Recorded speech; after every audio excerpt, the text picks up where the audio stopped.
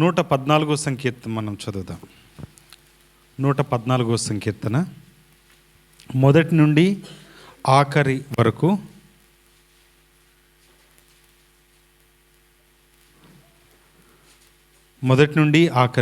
ఉత్తర ప్రత్యుత్తరంగా చదువుదాం. 114 సంకీర్తన మొదటి నుండి ఆఖరి వరకు ఉత్తర ప్రత్యుత్తరంగా చదువుదాం. ఐగుప్తులో నుండి ఇశ్రాయేలు అన్య భాషలు గల జనముల నుండి యాకోబు బయలు వెళ్ళినప్పుడు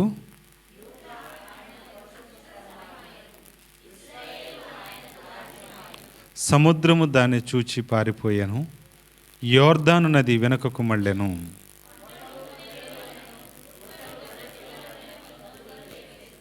సముద్రమా, నీవు పారిపోవుటకు నీకేమి తటస్థించినది?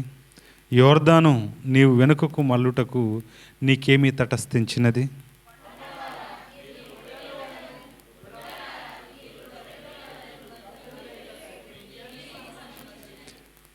భూమి ప్రభు సన్నిధిని, యాకోబు దేవుని సన్నిధిని వణుకుము.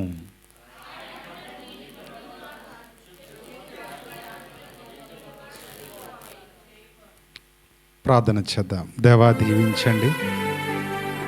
చదవబడిన వాక్య భాగం మేము ధ్యానము చేయబోచుండగా మీరే మీ కృపనిచ్చి కాపాడండి. వినుచున్న ప్రతి హృదయాన్ని మీరే తాకమని, నామాలో మీరే మహిమ ఘనత ప్రభావాలు పొందమని యేసు క్రీస్తు నామమున అడిగి వేడుకుంటున్నాము తండ్రి, ఆమేన్. ప్రియమైనటువంటి దేవుని బిడ్డలారా, ఐగుప్తులో నుండి ఇశ్రాయేలు అన్య భాషల గల జనముల నుండి యాకోబు బయలు వెళ్ళినప్పుడు యూదా ఆయనకు పరిశుద్ధ స్థలమాయను, ఇశ్రాయేలు ఆయనకు రాజ్యమాయను.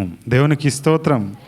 ఐగుప్తులో నుండి ఇశ్రాయేలు ప్రజలు, దేవుని బిడలు, దేవుడు ఏర్పరచుకున్నటువంటి జనాంగము బానిసత్వం చేత మగ్గుతున్నప్పుడు, బానిసత్వం చేత ఇబ్బంది పడుతున్నప్పుడు అక్కడ మరి వారు చేసినటువంటి ప్రార్థనను, అంగలార్పును దేవుడు విన్నవాడై మీకు మరి విడుదల కలుగజేస్తాను, మిమ్మల్ని ఈ బానిసత్వంలో నుంచి విడిపిస్తాను, మీకు ఒక రాజ్యాన్ని, మీకు ఒక స్వాస్యాన్ని నేను మీకు దయచేస్తాను అని ప్రభు సెలవిచ్చినప్పుడు ఆ సెలవు ప్రకారంగా దేవుడు మోషే ద్వారా గొప్ప నాయకత్వాన్ని లేవనెత్తి ఇశ్రాయేల్ జనాంగాన్ని ఐగుప్తులో నుంచి మరి కానాను దేశానికి ప్రవేశించడానికి మార్గము సుగమం చేశాడు. దేవునికి స్తోత్రం. ఈ ప్రయాణములో ఎన్నో ఆటంకాలు, ఎన్నో ఇబ్బందులు, ఎన్నో కష్టాలు, ఎన్నో నష్టాలు వారికి సంభవించినాయి. సాధారణంగా ప్రయాణం చేసేటప్పుడు మనకు 3 ప్రథమమైనటువంటి మరి కష్టాలు వస్తాయి. ఒకటి ప్రయాణ సమస్య, 2 సదుపాయాలు సమస్య, 3 ఆశ్రయ సమస్య. ఏంటిదండి? ఈ 3 చాలా ప్రాముఖ్యం. 1 ప్రయాణ సమస్య, 2 సదుపాయాల సమస్య, 3 ఆశ్రయం. ఈ 3 చాలా ప్రాముఖ్యం. వీళ్ళు ప్రయాణం చేసి బయలుదేరుతున్నప్పుడు చాలా సంతోషంతో బయలుదేరారు. ఎక్కడ మరి కానాను దేశం ఉందో వీళ్ళకి తెలియదు, మోషేకు కూడా తెలియదు. ఆ డెస్టినీ ఏంటిది అనేది, ఆ గమ్యం ఎక్కడ దాకా అనేది తెలియదు. కానాను అని దేవుడు చెప్పాడు. ఎటువైపునంటే పలానా వైపునని దేవుడు చూపించాడు. ఆ వైపున దేవుని డైరెక్షన్లో, దేవుని ప్రణాళిక ప్రకారంగా మోషే ఇశ్రాయేల్ జనాంగాన్ని, అంటే సుమారు 6 లక్షల జనాంగాన్ని ఆయన నడిపిస్తూ తీసుకుని వచ్చాడు. దేవునికి స్తోత్రం. వీరికి జీపీఎస్గా లేదా డైరెక్షన్గా ఎవరు అనంటే ప్రభువే వారికి సహాయము చేశాడు. దేవునికి స్తోత్రం. ఎంత గొప్ప విషయం ఆలోచన చేయండి. వారి గమ్యం ఏంటో వారికి తెలియదు, ఆ కానాను దేశం ఎక్కడుందో వారికి తెలియదు, పాలు తేనెలు ప్రవహించు దేశం ఏ ప్రాంతంలో ఉన్నదో ఇశ్రాయేల్ జనాంగానికి తెలియదు. కానీ దేవుడు చూపించేటటువంటి ప్రాంతానికి వాళ్ళు వెళ్తున్నప్పుడు, మోషేను నమ్ముకొని వారు ప్రయాణిస్తున్నప్పుడు, మోషే దేవుని నమ్ముకొని ఆశ్రయించి ప్రయాణిస్తున్నప్పుడు మరి అనేక శ్రమలు వారికి కలిగినాయి, అనేక ఇబ్బందులు వారికి కలిగినవి. అందుకని ఇక్కడ అంటున్నారు ఏంటిది అంటే, ఎర్ర సముద్రం ఏమైపోయింది అని అంటే అడ్డుగా వచ్చింది.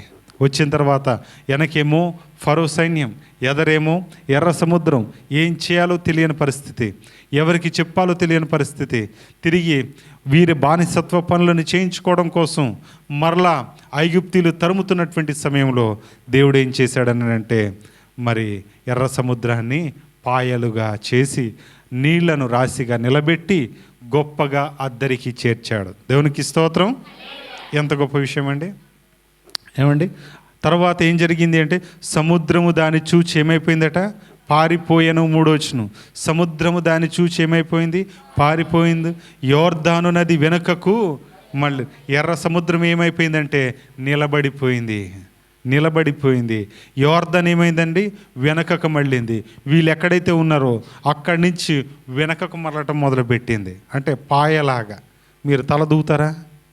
దూతే పాయ వస్తుందా? ఏ పాయ? ఈ మధ్య పాయలంటే 3-4 పాయలు తెస్తున్నారు, అవునా? ఏది వరి కుప్పలు కట్టినట్టు, అవునా కాదా? ఏమండి? కాబట్టి ఇట్లా మంచిదే, దూకుండా తప్పేం లేదు. మీ జుట్టు మీ ఇష్టం, నాకు సంబంధం లేదు అది. కానీ ఆ పాయ ఏమైపోయిందంటే, ఈ ప్రజలు ఎక్కడైతే దాడుతున్నారో ఈ పక్క ఇటు, ఆ పక్క అటు పారటం మొదలుపెట్టింది రివర్స్గా. దేవునికి స్తోత్రం. అందుకని యోర్దాను నది వెనుకకు మళ్ళేను. గుట్టలు ఏమైపోయినాయటండి, కొండలు పొట్టేళ్ళు వలెను, గుట్టలు గొర్రె పిల్లల వలెను గంతులు వేశాను. దేవునికి స్తోత్రం. దేవుని జనాంగం కొరకు సర్వ సృష్టి ఏం చేస్తుందంటే, మీరు రావటం మాకు ఆశీర్వాదకరం, మీరు రావటం మాకు దీవెన, మీరు రావటం మాకెంతో సంతోషాన్ని ఇస్తుందని చెప్పి కొండలేమో పొట్టేళ్ళలాగా, తర్వాత గుట్టలేమో గొర్రె పిల్లల్లాగా సంతోషాన్ని వ్యక్తం చేస్తున్నాయి. దేవునికి స్తోత్రం. ఈరోజు దేవుని సన్నిధానానికి రావడానికి మనకెందుకండి బాధ? దేవుని సన్నిధానానికి రావడానికి మనకెందుకండి ఇబ్బంది? దేవుని సన్నిధానానికి రావడానికి మనకెందుకండి శ్రమలు? దేవుని సన్నిధానానికి రావడానికి మనకెందుకండి లేనిపోని బాధలు? ఒకసారి మీరు ఆలోచన చేయండి. ఏమండి, దేవుణ్ణి మనం తక్కువ చేసి చూస్తున్నాం కాబట్టి దేవుడన్నా, దేవుని స్థలమన్నా, దేవుని కార్యాలన్నా, దేవుని ప్రత్యక్షత కనబడేటటువంటి చోటన్నా మనము విలువ లేనటువంటి స్థలంగా ఎంచుకుంటున్నాం. ప్రియమైనటువంటి దేవుని బిడ్డలారా, ఈ వాక్యం ఇంతగా విత్తుతున్నా మనలో కఠినమైనటువంటి హృదయం పనిచేస్తుంది. ఏంటిదండి చెప్పాలి? ఏం పని చేస్తుందండి? సాతాను మీ హృదయాలను ఏం చేస్తున్నాడు చెప్పాలి? ఏం చేస్తున్నాడండి? ఎప్పుడు వినే వాక్యమేగా, ఎప్పుడు చెప్పే బోధేగా, కొత్తదేమైనా ఉందా? లేకపోతే సరే ఎప్పుడు చెప్పే బోధే, ఎప్పుడు చెప్పే వాక్యమే, నేను ఒప్పుకుంటా. కానీ మీ జీవితాలు ఏమైనా మారినాయా? మీరేమన్నా మార్చుకున్నారా? నూతనంగా మీ పద్ధతులు ఏమన్నా మారినాయా? ఏమండి, దేవుని కార్యాల్లో పాల్గొనం, దేవుని కొరకు చేయి చాపం, దేవుని కొరకు మరి నిలబడం, దేవుని కార్యాల కొరకు చెయ్యం. అనేక రకాలైనటువంటి శ్రమలు, శోధనలు మనల్ని మరి వెంటాడుతూనే ఉన్నాయి.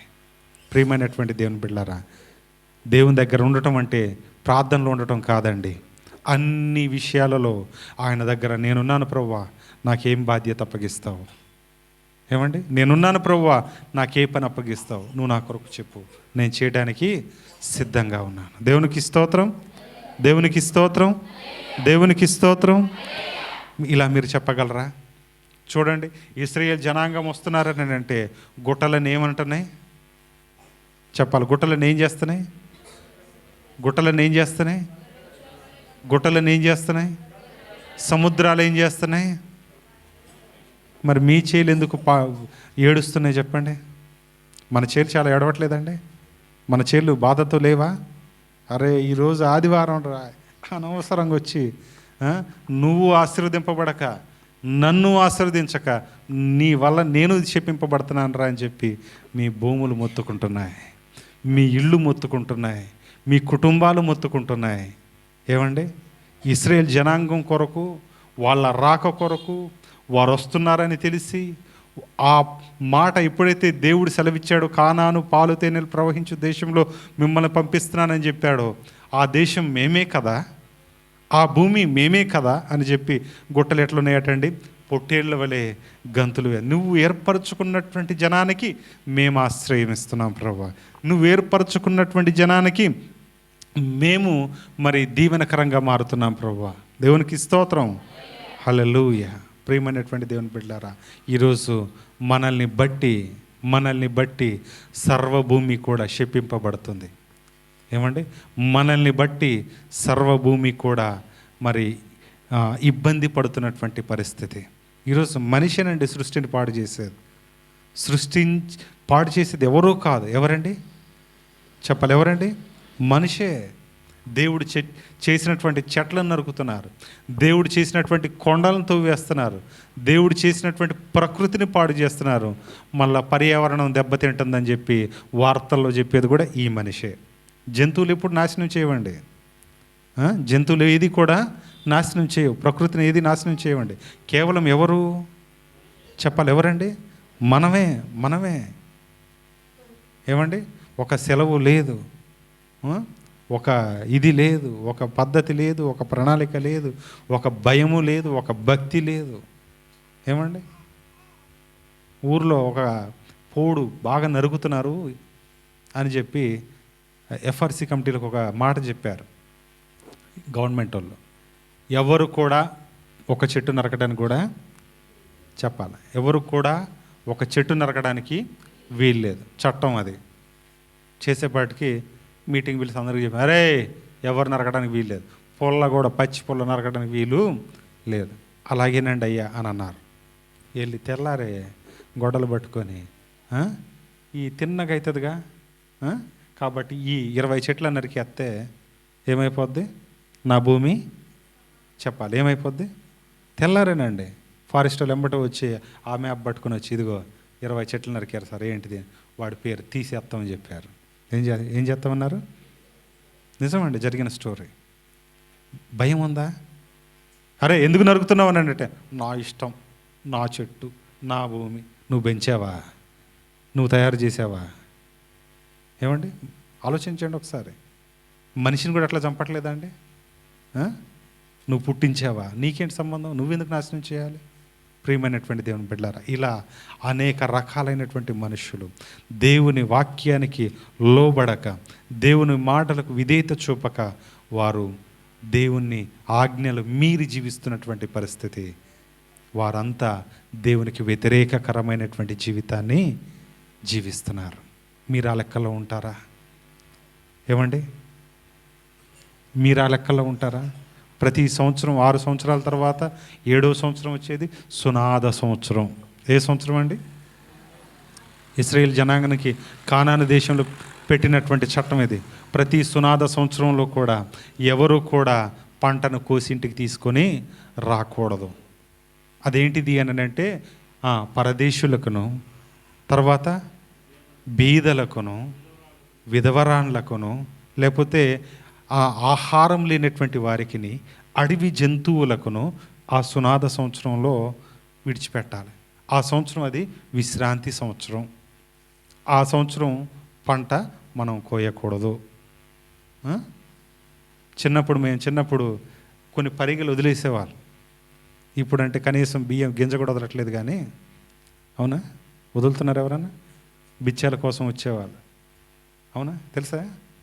కళ్ళాలు శుభ్రాలు చేసుకొని ఉన్న గింజలను పట్టుకొని 2 మానికలు 3 మానికలు తీసుకుని వెళ్ళేవాళ్ళు. లేకపోతే ఎవరైనా చేనుకు వస్తున్నారని అంటే దాని వెనకాల పరిగెరుకునే వాళ్ళు ఉన్నారు. అవునా? ఆ రోజు సమృద్ధి అయినటువంటి ఆహారం ఉంది. ఈరోజు ఎందుకు సమృద్ధి అయినటువంటి ఆహారం లేదు? ఇంత టెక్నాలజీ వచ్చి ఇంత పంట పండుతున్నా ఎందుకు ఇంకా నీవు అప్పుల్లోనే ఉంటున్నావు అని అంటే, నీ మనసు బాగలేదు. ఏం బాగలేదండి? చెప్పాలి, ఏం బాగలేదు? నీ మనసు ఇచ్చే మనసుగా లేదు. నీ మనసు బీదలను ఆలోచించట్లేదు. నీ మనసు దేవుని వైపు చూడట్లేదు. నీ మనసు ఇతరుల పట్ల ఆలోచన చేయలేదు. కేవలం నీవు, నీ అప్పులు, నీ పిల్లలు, నీ కుటుంబం మాత్రమే కనబడుతున్నారు. కాబట్టి దేవుడు నీకు లేమిని సృష్టిస్తున్నాడు. ప్రియమైనటువంటి దేవుని బిడ్డలారా, ఏం సృష్టిస్తున్నాడండి? లేమి.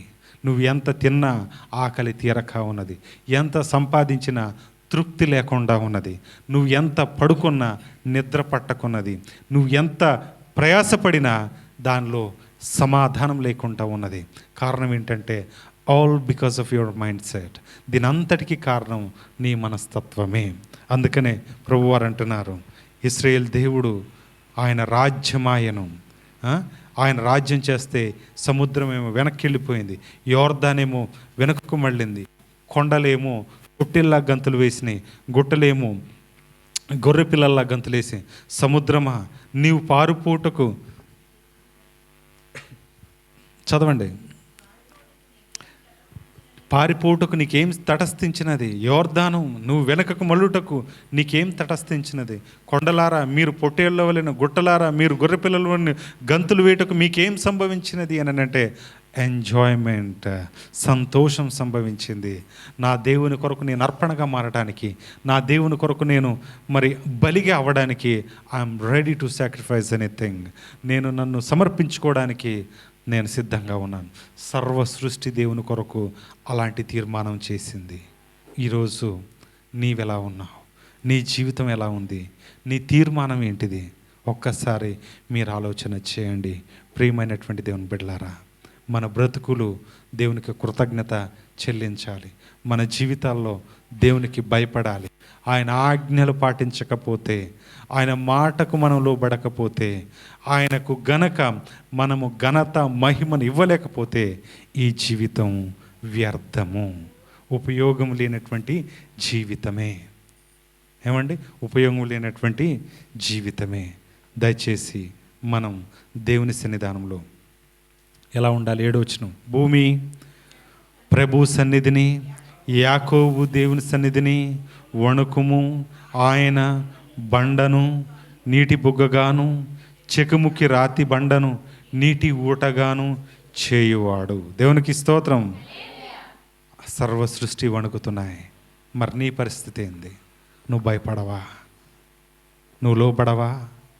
ఇంకా ఎడం వైపున ఉన్నటువంటి దొంగ ప్రకారంగానే అంటారా? నీవు దేవుడు అయితే నిన్ను నువ్వు కాపాడుకొని మమ్మల్ని కూడా కాపాడు, రక్షించు. కుడివైపున దొంగ అంటాడు కదా, బుద్ధిహీనంగా నువ్వు మాట్లాడకు. నువ్వు ఇప్పటికైనా నీ దేవునికి నువ్వు భయపడవా? Can't you fear for him? ఆయనకు లోబడవా? నీకు ఇంత శిక్ష పడుతున్నా, ఇన్ని ఇబ్బందులు పడుతున్నా, ఇంత శ్రమల్లో ఉన్నా నీకు తప్పు చేసినటువంటి ఫీలింగ్ నీకు రావట్లేదా? పశ్చాత్తాపం అనేటటువంటి గుణం నీకు రాదా? దయచేసి నోర్మోయ్ అని అన్నాడు. నోర్మోయ్ అని చెప్పి ఆయన అంటాడు కదా, తండ్రి తండ్రి నీ రాజ్యంలో నన్ను కూడా, యేసు నీ రాజ్యంలో నన్ను కూడా జ్ఞాపకం చేసుకో. నేను ఉన్నదని నమ్ముతున్నాను, నేను విశ్వసిస్తున్నాను. బహుశా మనం కూడా ఇదే ప్రార్థన చేయాలి, ఇదే ఆరాధన చేయాలి. ఒకవేళ ఈరోజు మనకు లాస్ట్ ఏమో, ఈ సంవత్సరం లాస్ట్ ఏమో, లేకపోతే ఈ జీవితమే ఇది లాస్ట్ ఏమో, కానీ మనం ఎల్లప్పుడూ నేను జ్ఞాపకం చేసుకుంటున్నాను, ప్రభువా నా జీవితాన్ని సరిచేయి, నా బ్రతుకును మార్చు అని గనక నువ్వు ఉన్నట్లయితే తప్పకుండా నీకు పరిశుద్ధమైనటువంటి జీవితాన్ని, యథార్థమైనటువంటి జీవితాన్ని, సాక్షార్థమైనటువంటి జీవితాన్ని ప్రభు నీకు దయచేస్తాడు. దేవునికి స్తోత్రం. దేవుని కాదని ఈరోజు మనం దేంట్లో ఇన్వెస్ట్ చేసినా, దేనిలో మనం ప్రయాసపడ్డా అది వ్యర్థం, ఉపయోగం లేదు. మన కుటుంబానికి అది ఆశీర్వాదము చెప్పాలి, ఆశీర్వాదము కాదు. మనము దేవునికి భయపడినట్టు కాదు, దేవుని ఆజ్ఞను పాటించినట్టు కాదు, దేవుని సాక్షార్థమై జీవించినట్టు కాదు. కాబట్టి మన పాపపు స్థితిని మనం విడిచిపెట్టడానికి ఒక్కసారి మన హృదయాలు దేవుని దగ్గర పెడదాం, ఆరాధన చేద్దాం. తలలు వంచండి, కళ్ళు మూసుకోండి. స్తోత్రం స్తోత్రం స్తోత్రం. అందరం ఆరాధించుదామండి. స్తోత్రం స్తోత్రం స్తోత్రం. నోర్లు తెరిచి గట్టిగా ఆరాధించుదాం. అయ్యా నేను పాపిని, నన్ను క్షమించు యేసయ్యా, నన్ను కడుగు యేసయ్యా, నన్ను శుద్ధీకరించు యేసయ్యా. స్తోత్రం. నీవు లేనిదే నాకు పవిత్రత లేదయ్యా, నువ్వు లేనిదే నాకు పరిశుద్ధత లేదయ్యా. స్తోత్రం స్తోత్రం.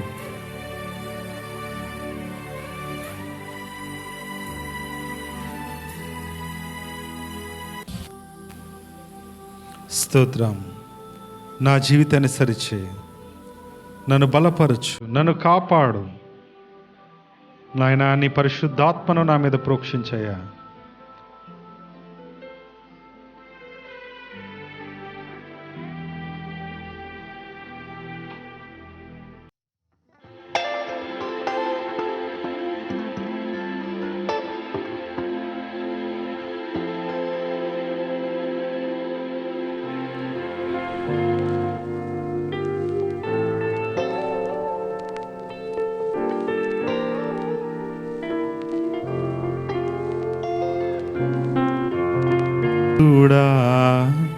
నీవే నాకు ఆశ్రయ దుర్గము, సర్వోన్నతుడా నీవే నాకు ఆశ్రయ దుర్గము. ఎవరు లేరు నాకు ఇలలో, ఎవరు లేరు నాకు ఇలలో, ఆదరణ నీవేగా, ఆనందము నీవేగా, ఆదరణ నీవేగా, ఆనందము నీవేగా. ఆరాధించండి. స్త్రీలు ఒక ముగ్గురు, పురుషులు ఒక ముగ్గురు. గడిచిన కాలమంతా మనల్ని కాపాడినటువంటి ప్రభువు మనల్ని భద్రపరిచాడు. స్తోత్రం. వందనాలు, స్తోత్రాలయ్యా. గడిచిపోయిన వారం అంతా ప్రభా నందు సజీవ లెక్కలో కాపాడినైనా ఈరోజు నీ విశ్రాంతి దినమును ప్రభా అయ్యా మరి నాయన మరి నీ సన్నిధికి నడిపించినందుకు వందనాలు, స్తోత్రాలయ్యా. అయ్యా నేను అయ్యా మరి ఒక పాపినైనా నన్ను నాయన నీవు ఎత్తికి రక్షించి నీ గొప్ప దేవునికి వందనాలు, స్తోత్రాలయ్యా. దేవ నా కోసం తండ్రి ఈ లోకానికి వచ్చి ప్రభా నీవు ఎన్నో శ్రమ పొంది నాయన నీ యొక్క రక్తాన్ని ప్రభా ధారపోసి తండ్రి అయ్యా నా కోసమే తండ్రి, నేను చేసిన పాపల కోసమే తండ్రి మరి నీవు అయ్యా నీవు త్యాగం చేసి ఆయన నీ యొక్క రక్తాన్ని ధారపోసి అయ్యా నీ రక్తం ద్వారా ప్రభా మరి ఇదిగో అయ్యా మరి నన్ను శుద్ధీకరించి అయ్యా లేవనెత్తిని గొప్ప దేవుడి అయ్యా నీకు వందనాలు, స్తోత్రాలయ్యా. నా తోటి వాళ్ళు ప్రభా నాయన మరి నా అన్నదమ్ములు నా తల్లిదండ్రులు కూడా ప్రభా మరి ఈలోటి త్యాగం చేయలేదు కానీ ప్రభా మరి నీవు మాత్రం చేసి ఉన్నావయ్యా నీకు వందనాలు అయ్యా. చేసిందిగా ప్రభా తిరిగి లేచిన దేవుడి అయ్యా నీకు వందనాలు, స్తోత్రాలయ్యా. అయ్యా మరి ఇదిగో ప్రభా ఇంకా ఎందరో ప్రభా నశించి కుసించిపోతున్నారు తండ్రి లోకంలో తండ్రి. వాళ్ళని ప్రభా మరి ఎత్తికి రక్షించండి దేవా నీకు వందనాలు, స్తోత్రాలయ్యా. అయ్యా మరి నిజంగా నాయన ఇప్పుడు విన్న వాక్యం విడిచిపెట్టకుండా తండ్రి అయ్యా నా హృదయంలో నాయన మరి ఉంచుకునే కృపని దయచేయండి దేవా నీకు వందనాలు, స్తోత్రాలయ్యా. అయ్యా నీవు చేసిన త్యాగానికి నీవు చేసిన మేలులు ప్రభా నేనేమి ఇవ్వలేని కానీ తండ్రి నా తొలిదే నీకు సమర్పించుకుంటూ యేసునామమున అడిగి ఆరాధించి వేడుకుంటున్నాం తండ్రి. ఆమేన్.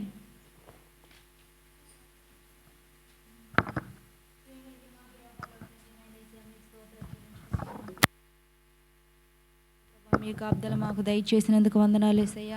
మరి దేవా ఈరోజు ప్రభా మిమ్మల్ని మరి దేవా ఆరాధించే భాగ్యమును నాకు దయచేసినందుకు లెక్కలేని వందనాలు స్తోత్రం చెల్లించుకుంటున్నాం ప్రభా.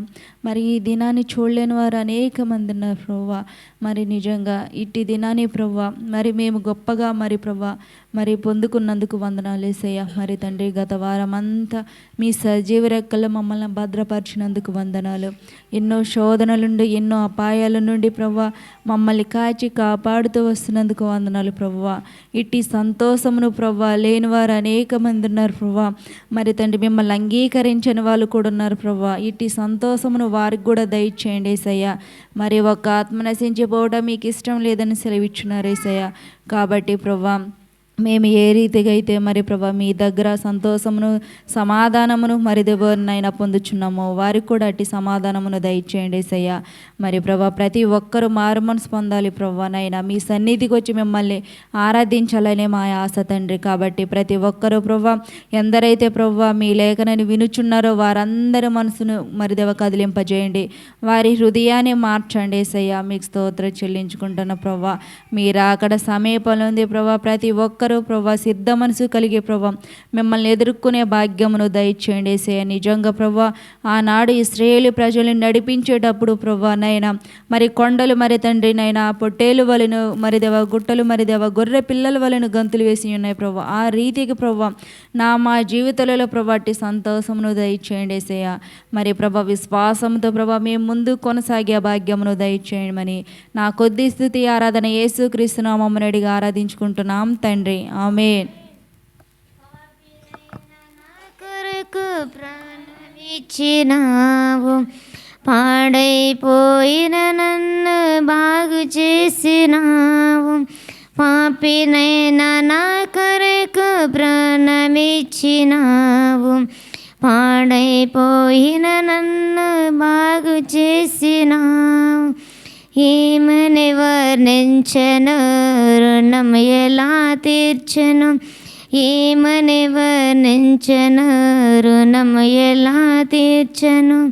యేసయ్యా నీవు నాకు చూపిన ప్రేమ, యేసయ్యా నీవు నాకు చూపిన ప్రేమ వర్ణించలేను, వివరించలేను, వర్ణించలేను, వివరించలేను.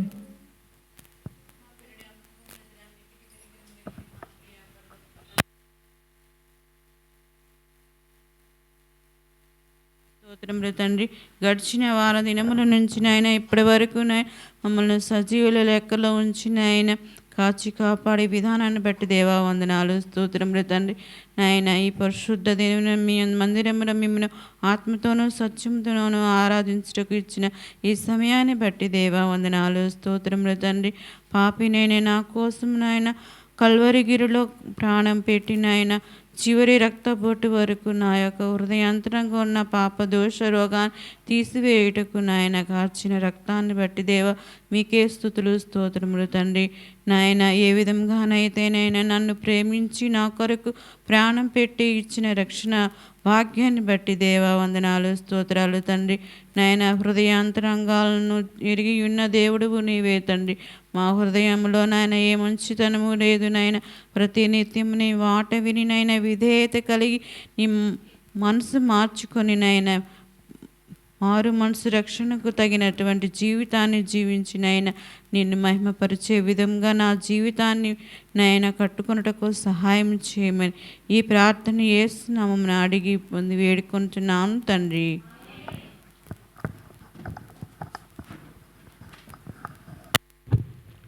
మహాగణుడ పరిశుద్ధుడ స్తోత్రం తండ్రి. సర్వశక్తి గల దేవా నీకే స్తోత్రం తండ్రి.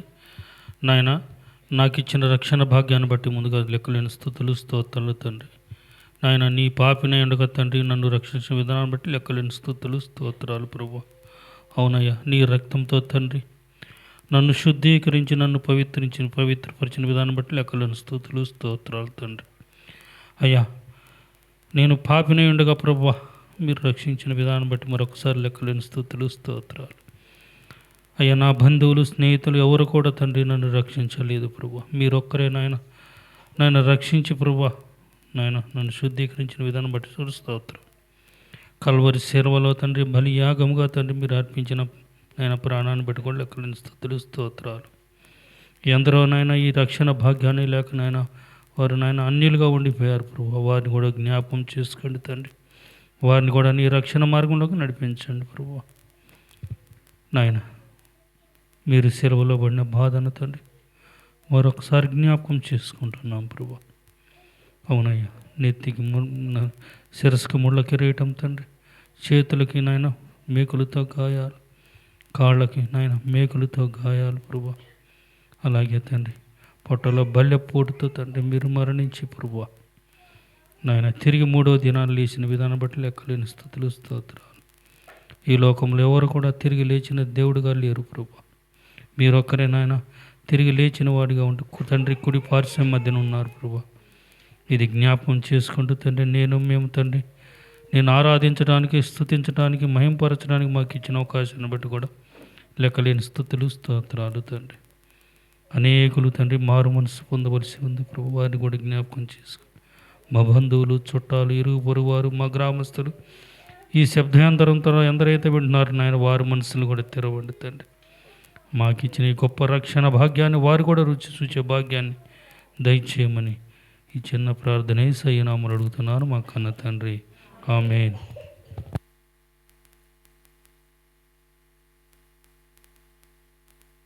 దినాలంతా కాపాడిన తండ్రి, మీ సన్నిధానంలో ప్రభా ఆరాధించే ఈ గొప్ప సమయాన్ని ఇచ్చినందుకు వందనాలు చెల్లిస్తుంటున్నాను.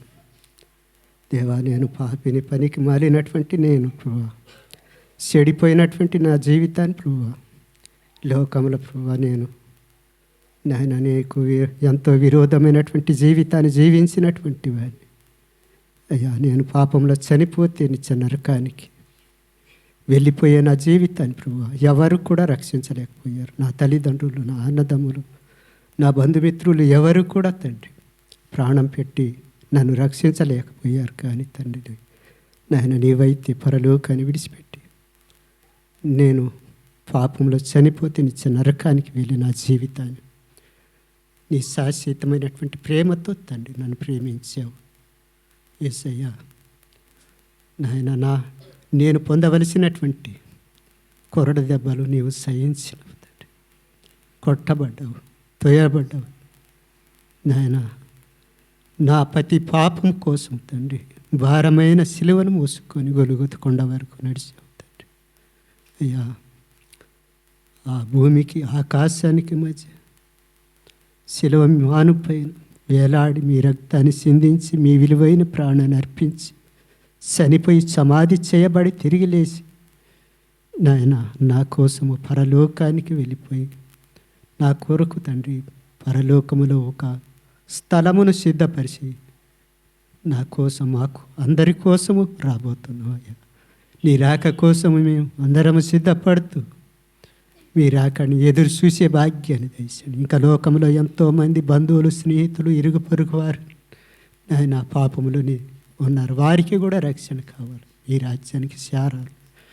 ఎవరు నరకానికి వెళ్ళటానికి మీరు ఇష్టపడట్లేదు లేదు తండ్రి, మీరే వారిని రక్షించి నడిపించండి. నేను ఈ లోకంలో జీవించే కాలమంతా ప్రభువా నేను నిన్ను కనిపెడుతూ నీ రాక కోసం ఎదురు చూస్తూ జీవించే భాగ్యాన్ని దయచేయండి. ఈ లోకాన్ని విడిచిపెట్టిన తర్వాత పరలోకంలో నీతో కలిసి జీవించే భాగ్యాన్ని నాకు దయచేయమని నజరేయుడైన యేసు నామములో అడిగి ఆరాధించి వేడుకుంటున్నాను తండ్రి. ఆమేన్.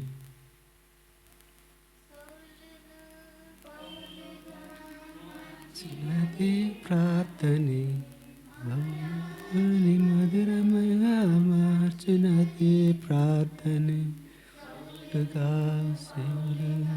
మార్చినది ప్రార్థనే ప్రాణాన్ని మధురమయ మార్చినది ప్రార్థనే ప్రార్థనే మన ఆయుధం ప్రభు పాదలే శరదం ప్రార్థనే మన ఆయుధం ప్రభు పాదలే శరదం తులేని లోకన వింత వింత శోధనలు అంతులేని లోకన వింత వింత శోధనలు ప్రార్థించు విశ్వాసకి ప్రార్థనలు పోరాడి ప్రార్థించు విశ్వాసి ప్రార్థనలు పోరాడి ప్రార్థనే మన ఆయుధం ప్రభు పాదలే శరదం.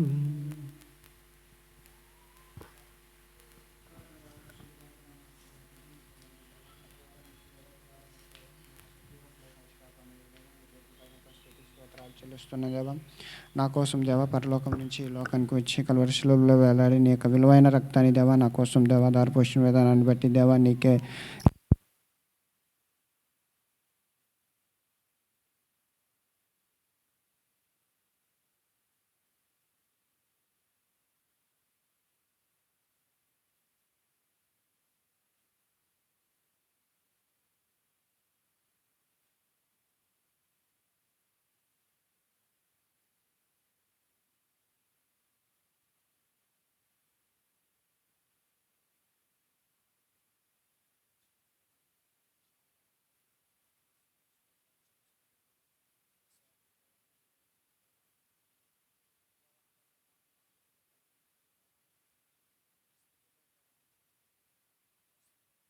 హల్లెలూయా.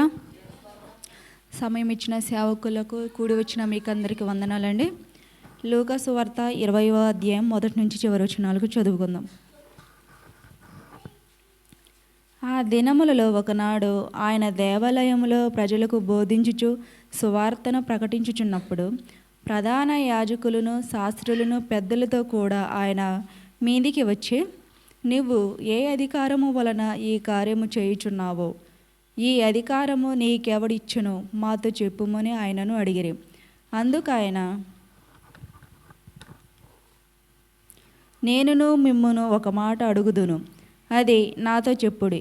యోహాను ఇచ్చిన బాప్తిస్మము పరలోకము నుండి కలిగినదా మనుషుల నుండి కలిగినదా అని వారిని అడుగగా, వారు మనము పరలోకము నుండి కలిగినదని చెప్పిన ఎడల, అలాగైతే మీరెందుకతని నమ్మలేదని ఆయన మనలను అడుగును. మనుషుల వలన కలిగినదని చెప్పిన ఎడల ప్రజలందరూ మనలను రాళ్లతో కొట్టుదురు. ఏలయనగా యోహాను ప్రవక్త అని అందరూ రూఢిగా నమ్ముచున్నారని తమలో తాము ఆలోచించుకొని, అది ఎక్కడ నుండి కలిగినదో మాకు తెలియదని ఆయనకు ఉత్తరం ఇచ్చిరి. అందుకు యేసు, ఏ అధికారము వలన ఈ కార్యములు చేయుచున్నానో నేను మీతో చెప్పనని వారితో ననెను. అంతటా ఆయన ప్రజలతో ఈ ఉపమానము చెప్పసాగాను. ఒక మనుషుడు ద్రాక్ష తోట నాటించి కాపులకు గుత్తకిచ్చి దేశాంతరము పోయి బహుకాలం ఉండెను. పంట కాలమందు అతడు ఆ ద్రాక్ష తోట పంటలో తన భాగమిమ్మని ఆ కాపుల యొద్ద ఒక దాసుని పంపగా, ఆ కాపులు వారిని కొట్టి వట్టి చేతులతో పంపివేసిరి. మరలా అతడు మరి ఒక దాసుని పంపగా, వారు వారిని కొట్టి అవమానపరచి వట్టి చేతులతో పంపివేసిరి. మరలనతడు మూడవ వాని పంపగా, వారు వానిని గాయపరిచి వెలుపలికి త్రోసివేసిరి. అప్పుడు ఆ ద్రాక్ష తోట యజమానుడు, నేనేమి చేతును? నా ప్రియకుమారుని పంపుదును, ఒకవేళ వారు అతన్ని సన్మానించెదరనుకొనెను. అయినను ఆ కాపులు అతనిని చూచి, ఇతడు వారసుడు, ఈ స్వాస్యము మనదగునట్లు ఇతని చంపుదము రెండని ఒకరితోనొకరు ఆలోచించుకొని అతనిని ద్రాక్ష తోట వెలుపలికి త్రోసివేసి చంపిరి. కాబట్టి ఆ ద్రాక్ష తోట యజమానుడు వారికేమి చేయును? అతడు వచ్చి ఆ కాపులను సంహరించి తన ద్రాక్ష తోటను ఇతరులకు ఇచ్చునని ఆయన చెప్పగా, వారు విని అట్లు కాకపోవునుగాకనిరి. ఆయన వారిని చూచి, అలాగైతే ఇల్లు కట్టువారు నిషేధించిన రాయి మూలకు తలరాయి ఆయను అని రాయబడిన మాట ఏమిటి? ఈ రాతి మీద పడు ప్రతివాడును తునకలైపోవును, గాని అది ఎవని మీద పడునో వానిని నలిచేయుననెను. ప్రధాన యాజకులను శాస్త్రులను తమ్మును గూర్చి ఈ ఉపమానము ఆయన చెప్పెనని గ్రహించి ఆ గడియలోనే ఆయనను బలాత్కారముగా పట్టుకొన సమయము చూచిరి. గాని జనులకు భయపడిరి. వారాయనను కనిపెట్టుచు అధిపతి వశమునకును అధికారమునకును ఆయనను అప్పగించుటకై ఆయన మాటల యందు తప్పు పట్టవలెనని తాము నీతిమంతులమని అనిపించుకొను వేగుల వారిని ఆయన యొద్దకు పంపిరి. వారు వచ్చి, బోధకుడా, నీవు న్యాయముగా మాట్లాడుచును బోధించుచుచున్నావు. నీవెవని యందును మేముటము లేక సత్యముగానే దేవుని మార్గమును బోధించుచున్నావని ఎరుగుదుము. మనము కైసరునకు పన్ను ఇచ్చుట న్యాయమా కాదా అని ఆయనని అడిగిరి. ఆయన వారి కుయుక్తిని గుర్తెరిగి, ఒక దేనారము నాకు చూపుడి, దీని మీది రూపమును పై వ్రాతయు ఎవనివని అడుగగా, వారు కైసరు వనిరి. అందుకు ఆయన, అలాగైతే కైసరువి కైసరునకును దేవునికిని చెల్లించుడని వారితో చెప్పెను. వారు ప్రజల ఎదుట ఈ మాటలో తప్పు పట్ట నేరక ఆయన ప్రత్యుత్తరమునకు ఆశ్చర్యపడి ఊరకుండిరి.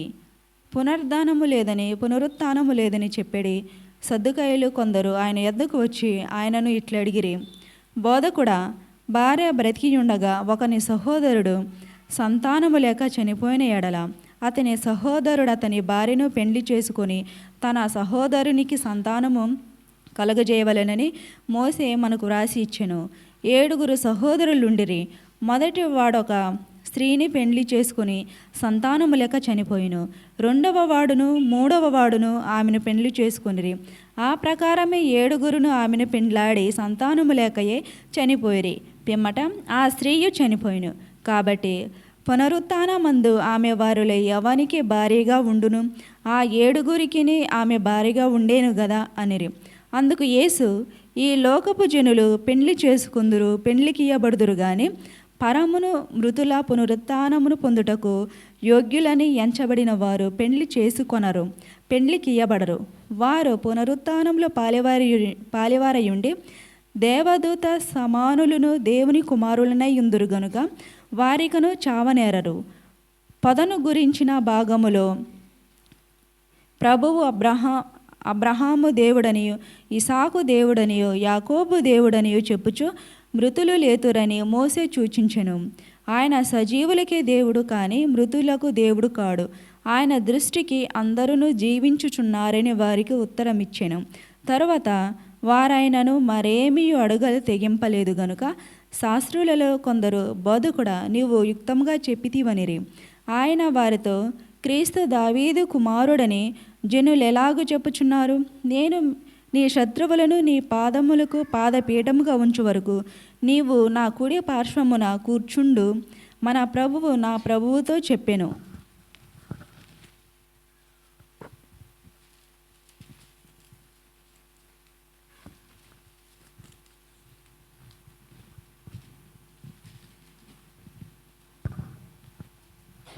అని కీర్తనల గ్రంథంలో దావీదే చెప్పి ఉన్నాడు. దావీదు ఆయనను ప్రభువని చెప్పిన ఎడల ఆయన ఎలాగూ అతని కుమారుడగునని చెప్పెను. ప్రజలందరూ వినుచుండగా ఆయన ఇట్లనెను, శాస్త్రులను గూర్చి జాగ్రత్త పడుడి. వారు నిలువుటంగీలు ధరించుకొని తిరగగోరుచు సంత వీధులలో వందనములను, సమాజ మందిరములలో అగ్రపీఠములను, విందులలో అగ్రస్థానములను కోరుదురు. వారు విధవరాండ్ర ఇండ్లను దిగబ్రింగుచు మాయవేషముగా దీర్ఘ ప్రార్థనలు చేయుదురు. వారు మరి విశేషముగా శిక్ష పొందుదురని తన శిష్యులతో చెప్పెను. ఈ కొద్ది మాటలు దేవుడు దీవించును గాక. ఆమేన్. దేవునికి స్తోత్రం. హల్లెలూయా. ప్రియమైనటువంటి దేవుని బిడ్డలారా, చదవబడినటువంటి వాక్య భాగం మీరు విన్నారు. ద్రాక్ష తోటను పోలి ఉన్నది. తర్వాత శాస్త్రులను, పరిశీలు, సద్దుకేలు ఆయన ఇబ్బంది పడడానికి వచ్చి ఆయన అడిగిన ప్రశ్నలు, తర్వాత వివాహాల గురించి ఆయన్ని అడిగినట్లుగా ఈ అధ్యాయంలో మనము చూడగలుగుతున్నాం. దేవునికి స్తోత్రం. మరి మీలో ఎవరైనా సాగినటువంటి దేవుని బిడ్డలారా, కొద్ది నిమిషాలు 12 అయిపోయింది కాబట్టి ఒక 40-45 నిమిషాలు మనం ముగించుకుందాం. ఊర్లో కార్యక్రమం ఉంది. మీరు సహకరిస్తే తొందరగా అయిపోద్ది. మీరు డిలే చేస్తే చెప్పాలి. మీరు డిలే చేస్తే టైం పెరుగుద్ది. అర్థమైందండి? అర్థమైందమ్మా? కాబట్టి కోఆపరేట్ చేయండి. దేవునికి స్తోత్రం. కోఆపరేట్ చేయండి అంటే ఎట్లా? దేవునికి స్తోత్రం అంటే, దేవునికి స్తోత్రం అంటే, దేవునికి స్తోత్రం అంటే, దేవునికి స్తోత్రం అంటే రైట్. ఇంకా ఇంకా కావాలి, ఇంకా జోష్గా కావాలి. దేవునికి స్తోత్రం. రైట్. లూకా సువార్త 17వ అధ్యాయము. లూకా సువార్త 17వ అధ్యాయము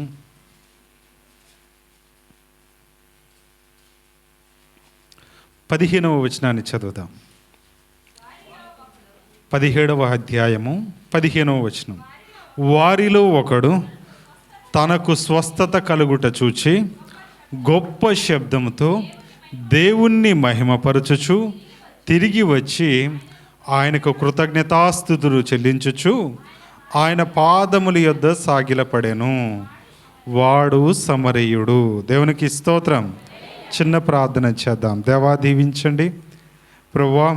ఇదిగో నీ మాటలను మేము ధ్యానించబోచుండగా ప్రభువా, మీరే మీ కృపనిచ్చి కాపాడండి. వినుచున్న ప్రతి హృదయాన్ని మీరే తాకమని, దీనిలో ఉన్న సత్యాన్ని మేము తెలుసుకునే భాగ్యాన్ని దయచేయమని కోరుకుంటూ యేసు క్రీస్తు నామమున అడిగి వేడుకుంటున్నాము తండ్రి.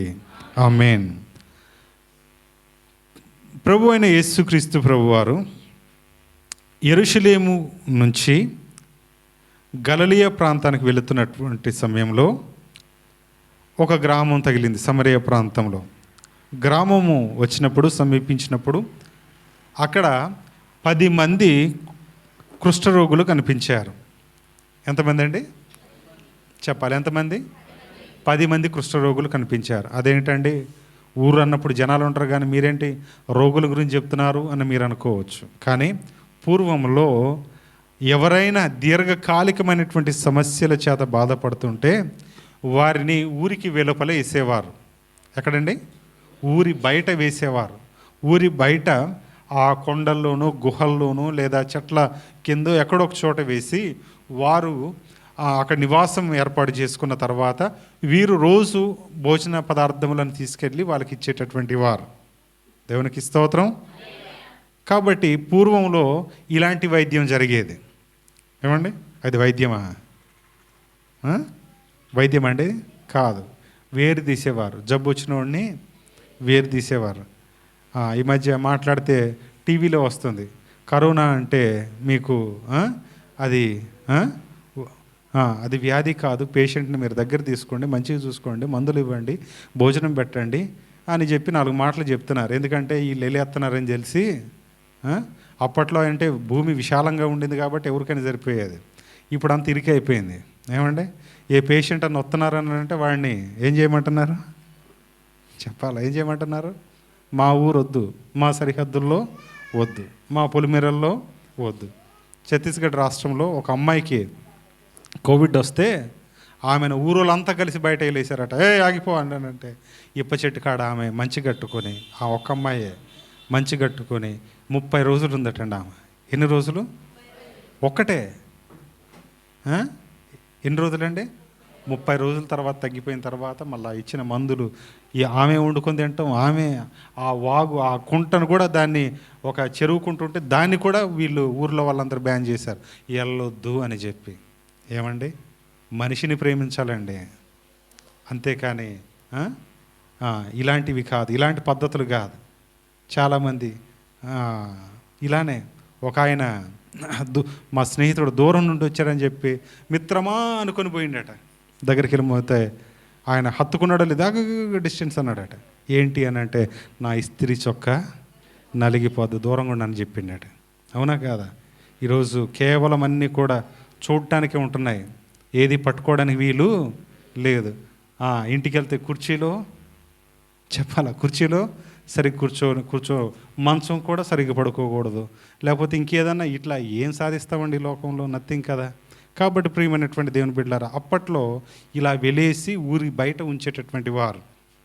అయితే యేసుక్రీస్తు ప్రభువారు ఆ మార్గం గుండా వస్తున్నారని తెలిసి విని ఆయనను చూడటానికి వచ్చారు. ప్రభువా, మాకేమైనా మేలు జరుగుద్దా, మాకేమైనా స్వస్థత కలుగుద్దా, మాకేమైనా అద్భుతాలు జరుగుతాయా అని చెప్పి ఆయనను కలవడానికి వచ్చారు. అయితే 14 వచనం చూసి ఆయన అంటున్నారు, ఆయనను వారిని చూచి మీరు వెళ్ళి మిమ్మును యాజకులకు కనపరుచుకునుడని వారితో చెప్పాను. దేవునికి స్తోత్రం.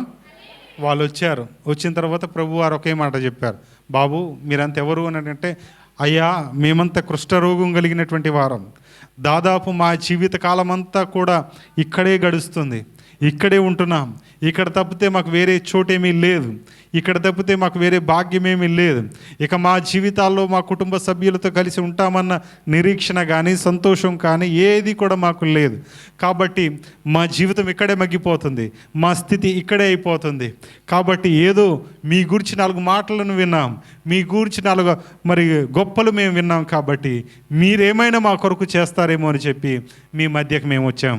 ఇదిగోండి మేము లెక్క పెడితే 10 మంది ఉన్నాం అన్నట్టు. అవునా, మీరు 10 మందా? అయితే మీరు ఏం చేయండి అంటే, మీరు వెళ్ళి మీ యాజకులకి చూపించుకోండి, పోండి. దేవునికి స్తోత్రం. మీరు వెళ్ళి ఎవరికి చూపించుకోండి? మీ అయ్యగారికి చూపించండి, మీ అయ్యగారి దగ్గరికి వెళ్ళండి, మీ అయ్యగారితో మాట్లాడండి, మీ అయ్యగారితో సంభాషించండి, వెళ్ళండి అని ప్రభు వారితో చెప్పినప్పుడు ఆ 10 మంది బయలుదేరి అయ్యగారి దగ్గరికి వెళ్తున్నారు. వీళ్ళ వెళ్ళేటప్పుడు వీళ్ళ ఆలోచన ఏంటిది అని అంటే, స్వస్థత పడుతామా పడమా వీళ్ళకి తెలియదు. నెంబర్ 1, వీళ్ళకి స్వస్థత కలుగుద్దనేటటువంటి నిరీక్షణ వాళ్ళకి ఏం లేదు. రెండోదిగా వెళ్తే ఏం చెప్పాలి, అయ్యగారికి వెళ్తే ఏం చెప్పాలి, అది రెండో సమస్య. 3, మా స్థితి మారదు. ఈ 3 భయాల చేత వాళ్ళు వెళ్తున్నారు. ఒకటి చెప్పాలి. ఒకటి, కలుగుద్దా కలగదా నిరీక్షణ వాళ్ళకి లేదు. అర్థమైందండి? రెండవది ఏంటిదమ్మా? మీరు వింటలేదని నాకు తెలుసు. మీ వాక్యాన్ని ఎవరు ఎత్తుకెళ్తున్నారు? చెప్పాలి. ఎవరండి? చెప్పాలి. ఎవరండి? బిర్యానీ తెచ్చి మీకు పెడితే మీరేం చేస్తున్నారు? దెయ్యానికి పెడుతున్నారు. ఎవరికి పెడుతున్నారండి? నిజంగా అండి, ఇదే అవకాశం కనుక దెయ్యాలుంటే మీకన్నా ముందు మారిపోతాయి. నిజంగా చెప్తున్నాను. ఇదే అవకాశాలు దెయ్యాలకు కనుక ఉంటే మనకంటే ముందు అవి రక్షింపబడతాయి. దేవునికి స్తోత్రం. మీరు వినాలండి వాక్యం. ఏమండి? మీరు వినాలి. మీరు వినకపోతే నేను ఎంత చెప్పినా అది వ్యర్థం, పాటించలేరు. కాబట్టి దయచేసి ఆ వాక్యాన్ని కాన్సన్ట్రేషన్ చేయండి. మొదటిది ఏంటిది? వాళ్ళకి అనుమానం. రెండోదిగా అయ్యగారిని కలవమన్నారు. ఎవరు? అయ్యగారిని వెళ్ళి, యాజకుడిని వెళ్ళి కలవండి అన్నారు. ఎవరన్నారు? యేసుక్రీస్తు ప్రభు వారు అన్నారు. కాబట్టి వెళ్తే ఏం చెప్పాలి? మూడోదిగా మాకు స్వస్థత ఇక లేనట్లే. ఈయనేదో చేస్తాం అనుకున్నాడు, కానీ ఆయన కనీసం నీకు స్వస్థత కలుగునుగాక అని చెప్పలేదు, నువ్వు బాగవుతావు అని చెప్పలేదు. అవునా కదా? ఏమి లేవు. కాబట్టి వీళ్ళలో ఉన్నటువంటి నిరీక్షణ చనిపోయినటువంటి పరిస్థితి. కానీ వెళ్ళమన్నారు కదా ప్రభువారు అని చెప్పి బయలుదేరి వెళ్ళటం మొదలుపెట్టారు. దేవునికి స్తోత్రం. బయలుదేరి వెళ్తున్నటువంటి సమయంలో మార్గ మధ్యలో ఒకటి వారి ప్రశ్నలన్నిటికీ కూడా సమాధానం దొరికింది. దేవునికి స్తోత్రం. ఈరోజు నీ హృదయంలో చాలా ప్రశ్నలతో నువ్వు వచ్చి ఉంటావేమో, చాలా ఆందోళనతో మీరు వచ్చున్నారేమో, లేకపోతే చాలా ఇంటి సమస్యల చేత, పంటి సమస్యల చేత, కంటి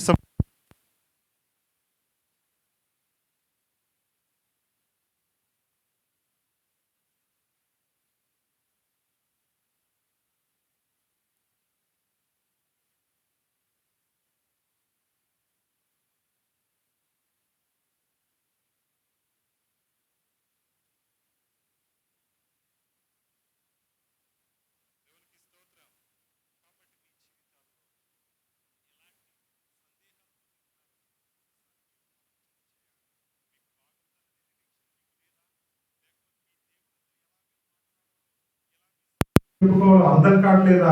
లేకపోతే అయోమయమైనటువంటి పరిస్థితుల్లో మీరు ఉంటున్నారా? ప్రభు వారు మీతో మాట్లాడుతున్నాడు.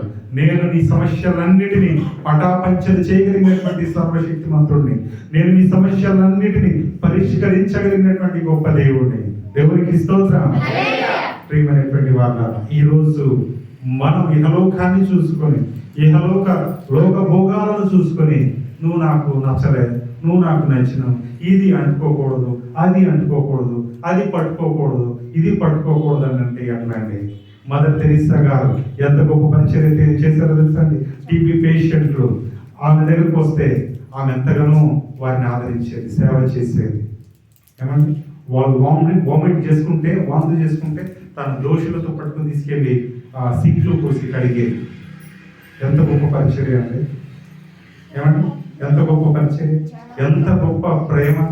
ఈరోజు యేసుక్రీస్తును అంగీకరించినటువంటి మనకు అలాంటి పరిస్థితి లేదు, అలాంటి మనస్సు లేదు.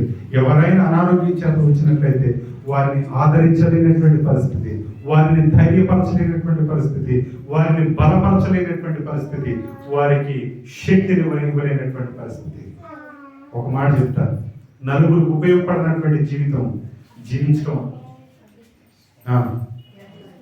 నేను చెప్పను ఆ మాట.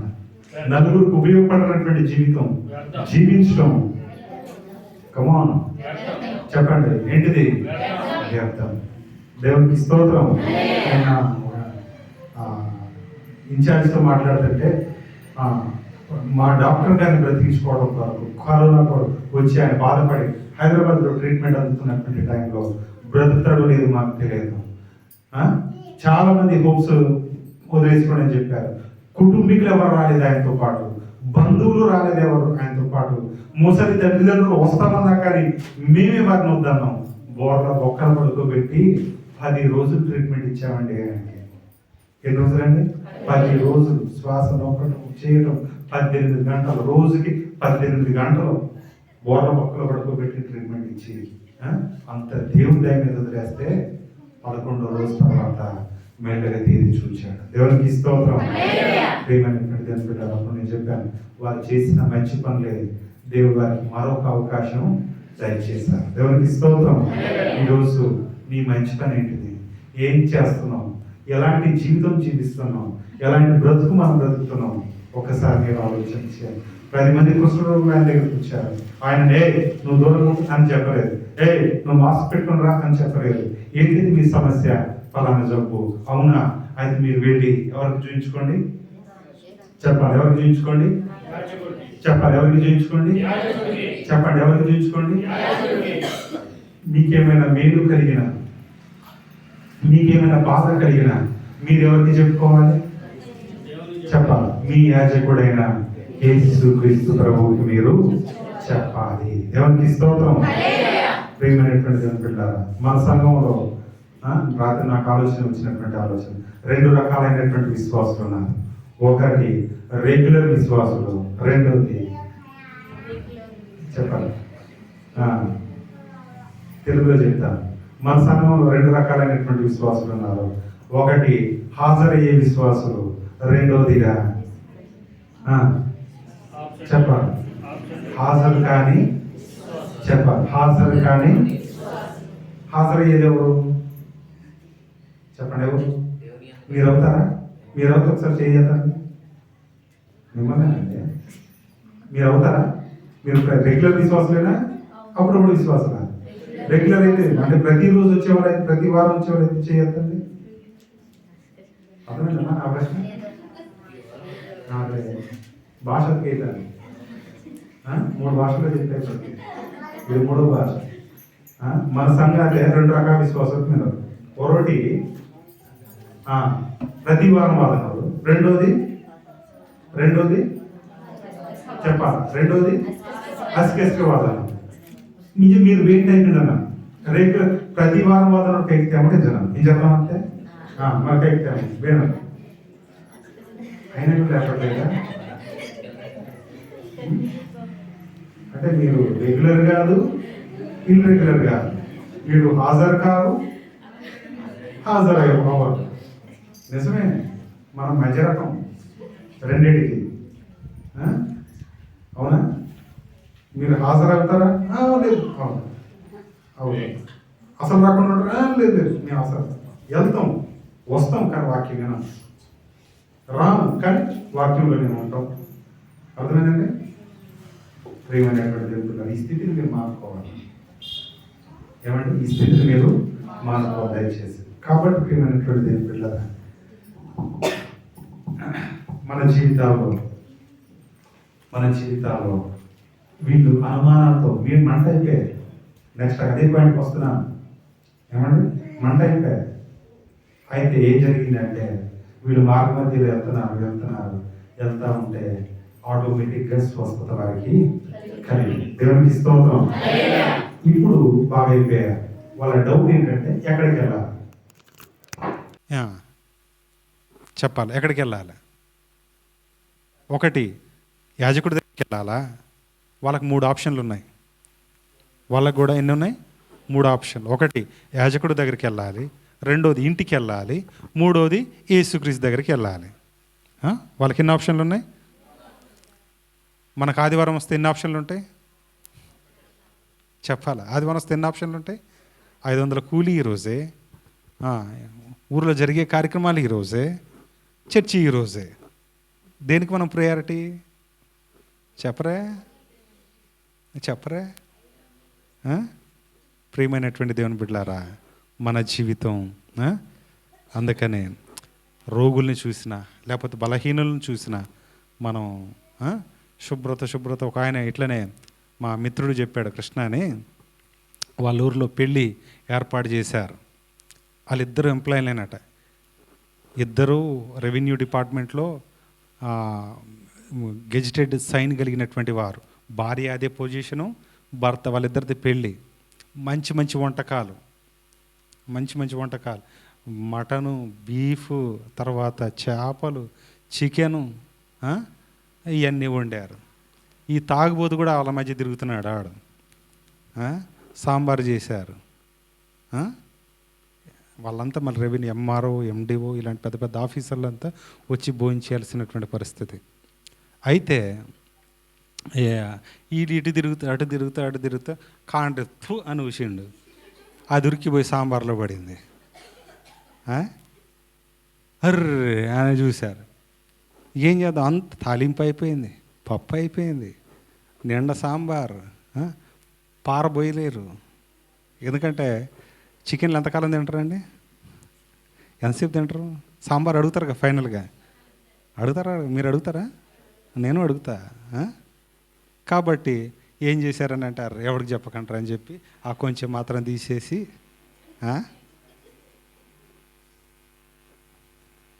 జరుగుతాయి. మన శుద్ధి శుభ్రం అంతా చెప్పాలా ఈ లోకంలోనే, అంతేనా? మనకు తెలియంది ప్రతిదీ పవిత్రమే, అంతేనా? అవునా కాదా? నిజంగాండి. తాగుబోతు వాడికి టీబీ ఉందా, మొహం కడుక్కున్నాడో లేదో తెలియదు, ఉదయాన్నే ఏం మందు తాగిండో, ఏం బ్రాండ్ తాగిండో ఎవడికి తెలియదు. ఇటు తిరుగుతూ కాండ్రితో అని వస్తే అది ఎక్కడ తాలింపు వేసిన పప్పులో పడిపోయింది, అయిపోయా జీవితం. అందరూ బాగుంది అని తిన్నాను. ఒక బ్యాచ్ అర్థం కాదు, అరే ఏం చేశారు ఫైనల్గా అంటే ఏం చేస్తామన్నా, అంత సాంబార్ని పారబోతామా? దాన్ని మట్టికి తీసి, ఆయన వేసిన తాలింపుకి మట్టికి తీసి మిగతాది మేము ఏం చేసాం, ప్రజాసేవకి వినియోగించాం. బాగా ఇష్టమైన వాడికి చెప్పడం అంట, అరే సాంబార్ తినకరా అని చెప్పడం అంట. అవసరమైతే సాంబార్ బదులు నువ్వేం చేయి, మజ్జిగ ఏదో పోసుకో. కానీ మిగతా జనానికి ఎంతమందికి చెప్తారండి అట్లా? కాబట్టి ప్రియమైనటువంటి దేవుని బిడ్డలారా, మన దగ్గర ఇలాంటివి ఉంటాయి. కొంతమంది చిప్పబట్టుకొని నిలబడతారు రోడ్లు వెంబడే. దాని పేరు పానీ, చెప్పాల పానీ నిలబడతాం. ఆడు బిందులో నీళ్ళు మినరల్ వాటరా మనకు తెలియదు. ఆ మధ్య వీడియోలో వచ్చింది, వాడు ఏకంగా సబ్బు నీళ్ళనే వాడుతున్నాడు. ఏం నీళ్ళండి? బట్టలు జాడించి నీళ్ళు ఉంటే దాంట్లో మిగిలిపోయి కరివేపాకు, కొత్తిమీర మొత్తం చేసి దాంట్లో చేసి పెట్టాడు. అరే క్యాకర్రే బాయ్ అని పోలీసులు అడుగుతుంటే ఆయన చెప్తున్నాడు కదా, ఇది ప్యాస్ బాయ్, ఇది క్యాకర్రేహం, ఇదేంటిది ప్యాస్ చేస్తున్నాను. మీరు తింటరా? పానీపూరి తింటరా? నిజం చెప్పండి. మరి తినవాయి గారు ఇక్కడ నాకు ఎప్పుడన్నా కనపడండి చెప్తాను మీ సంగతి. ప్రియమైనటువంటి వారలారా, ఆయన ఎలా చేస్తాడో తెలియదు, కానీ మనం ఏం చేస్తాం చెప్పాలి? ఏం చేస్తాం? బాగుందని చెప్పి తింటాం, అవునా కాదా? అడుగుతారా? మినరల్ వాటర్ని అడుగుతారా? దేంతో చేసామని అడుగుతారా? చెయ్యి మొత్తం ఉంచుతాడా, కొంచెం ఉంచుతాడా? అబ్బా బాగా చూశారు. ఇదైతే మొత్తం ఉంచి ఎంతమందికి ఎక్కడెక్కడ ముట్టుకుంటాడు చెప్పాలా? ముక్కును ముట్టుకుంటాడు, మూతిని ముట్టుకుంటాడు, దువ్వుతాడు, ఆ డబ్బుని పట్టుకుంటాడు, గంటను పట్టుకుంటాడు, తిప్పుతాడు, దాన్ని పగల కొడతాడు, దీన్ని పగల కొడతాడు, పసుపు కారం పట్టుకుంటాడు, ఇంకేదో చేస్తాడు, మళ్ళీ మీరు చేసుకుని. కాబట్టి ప్రియమైనటువంటి దేవుడు, ఇట్లా అనేక రకాలైనటువంటి ఈ లోకంలో ఉన్నాయి. మనకు తెలిసిందే పవిత్రం, తెలియంది అపవిత్రం. కానీ దాని వెనకాల చాలా ఉన్నాయి. ప్రియమైనటువంటి దేవుని బిడ్డలారా, దయచేసి మనం అందుకనే ఒకరిని చూసి మనం హేళన చేయొద్దు, ఒకరిని చూసి మనం కించపరచొద్దు. మన దేవుని సన్నిధానంలో వారి స్థితిని బట్టి మనము, మనకున్న స్థితిని బట్టి దేవుని మహిమపరుచుకుంటూ మనము ముందుకు వెళ్ళిపోవాలి. దేవునికి స్తోత్రం, హల్లెలూయా. ప్రియమైనటువంటి వారలారా, వీళ్ళ పరిస్థితి చూడండి. పొమ్మన్నాడు యేసుక్రీస్తు ప్రభువారు, పోయి మీరు యాజకుడికి చూపించుకొని అన్నాడు. ఏం చూపించుకోవాలో వీళ్ళకి ఏం అర్థం కావట్లేదు. ఎందుకు అక్కడికి వెళ్ళమన్నాడో అర్థం కావట్లేదు. మరి ఇలాంటి పరిస్థితుల్లో బయలుదేరి వెళ్ళేటప్పుడు మధ్యలో స్వస్థత కలిగింది. స్వస్థత కలిగిన తర్వాత ఇప్పుడు ఎక్కడికి వెళ్ళాలి అనేది క్వశ్చన్. ఏమండి? 9 మంది ఏమో ఎక్కడికి వెళ్ళారు చెప్పాలి? ఎక్కడికి వెళ్ళారండి చెప్పాలి? ఎక్కడికి వెళ్ళారు చెప్పండి? ఎక్కడికి వెళ్ళారండి? అంటే జరిగిన మేలును కూడా వారు ఏం చేశారు? జరిగిన మేలును కూడా ఏం చేశారు? కృతజ్ఞత అనేది ఏమనుందా? నాకు స్వస్థత కలిగింది కదా, గత కొన్ని సంవత్సరాలుగా నా జీవితం అంతం అక్కడైపోతుందేమో అనేటటువంటి దిగులు ఆందోళన చేత నేను ఉన్నాను కదా, కాబట్టి నా స్థితి మారదు కదా అనుకున్న స్థితిలో నుంచి దేవుడు నన్ను బాగు చేశాడని చెప్పి వారు ఏం చేశారని అంటే, వారికి ఈ ఆలోచనలన్నీ ఏం గుర్తుకు రాలే. మేలు కలిగింది, బంధువులు గుర్తొచ్చారు. మేలు కలిగింది, భార్య గుర్తొచ్చింది. మేలు కలిగింది, అమ్మ నాన్నలు గుర్తొచ్చారు. మేలు కలిగింది, ఇక అన్నీ గుర్తొచ్చినాయి తప్ప దేవుడు గుర్తుకు రాలేదు. స్వస్థత ఇచ్చిన యేసుక్రీస్తు ప్రభు వారు గుర్తుకు రాలేదు. వారిలో ఆ 9 మందిలో ఎంతమంది వచ్చారు చెప్పాలి? ఎంతమంది అండి? ఒకడు మాత్రమే వచ్చాడు. ఆ ఒకరు మీరవుతారా దేవుని సన్నిధానంలో? ఆ ఒకరు మీరు కృతజ్ఞతగా కలిగి ఉంటారా దేవుని సన్నిధానంలో? ప్రభువా, ఇదిగో మా సంఘంలో అందరూ కృతజ్ఞత లేని వాళ్ళు ఉన్నారేమో, నువ్వు చేసినటువంటి మేళ్లను మర్చిపోతున్నారేమో, నువ్వు చేసినటువంటి అద్భుతాలను మర్చిపోతున్నారేమో, నువ్వు చేసినటువంటి మరి ఆశ్చర్య కార్యములను మర్చిపోతున్నారేమో, కానీ నేను మాత్రం నిన్ను మర్చిపోను ప్రభువా. 103వ కీర్తనలో ఉంటుంది కదా, నా ప్రాణమా యెహోవాను సన్నతించుము, నా అంతరంగమునున్న సమస్తమా ఆయన పరిశుద్ధ నామమును కొనియాడము. నా ప్రాణమా యెహోవాను సన్నతించుము, ఆయన చేసిన ఉపకారములలో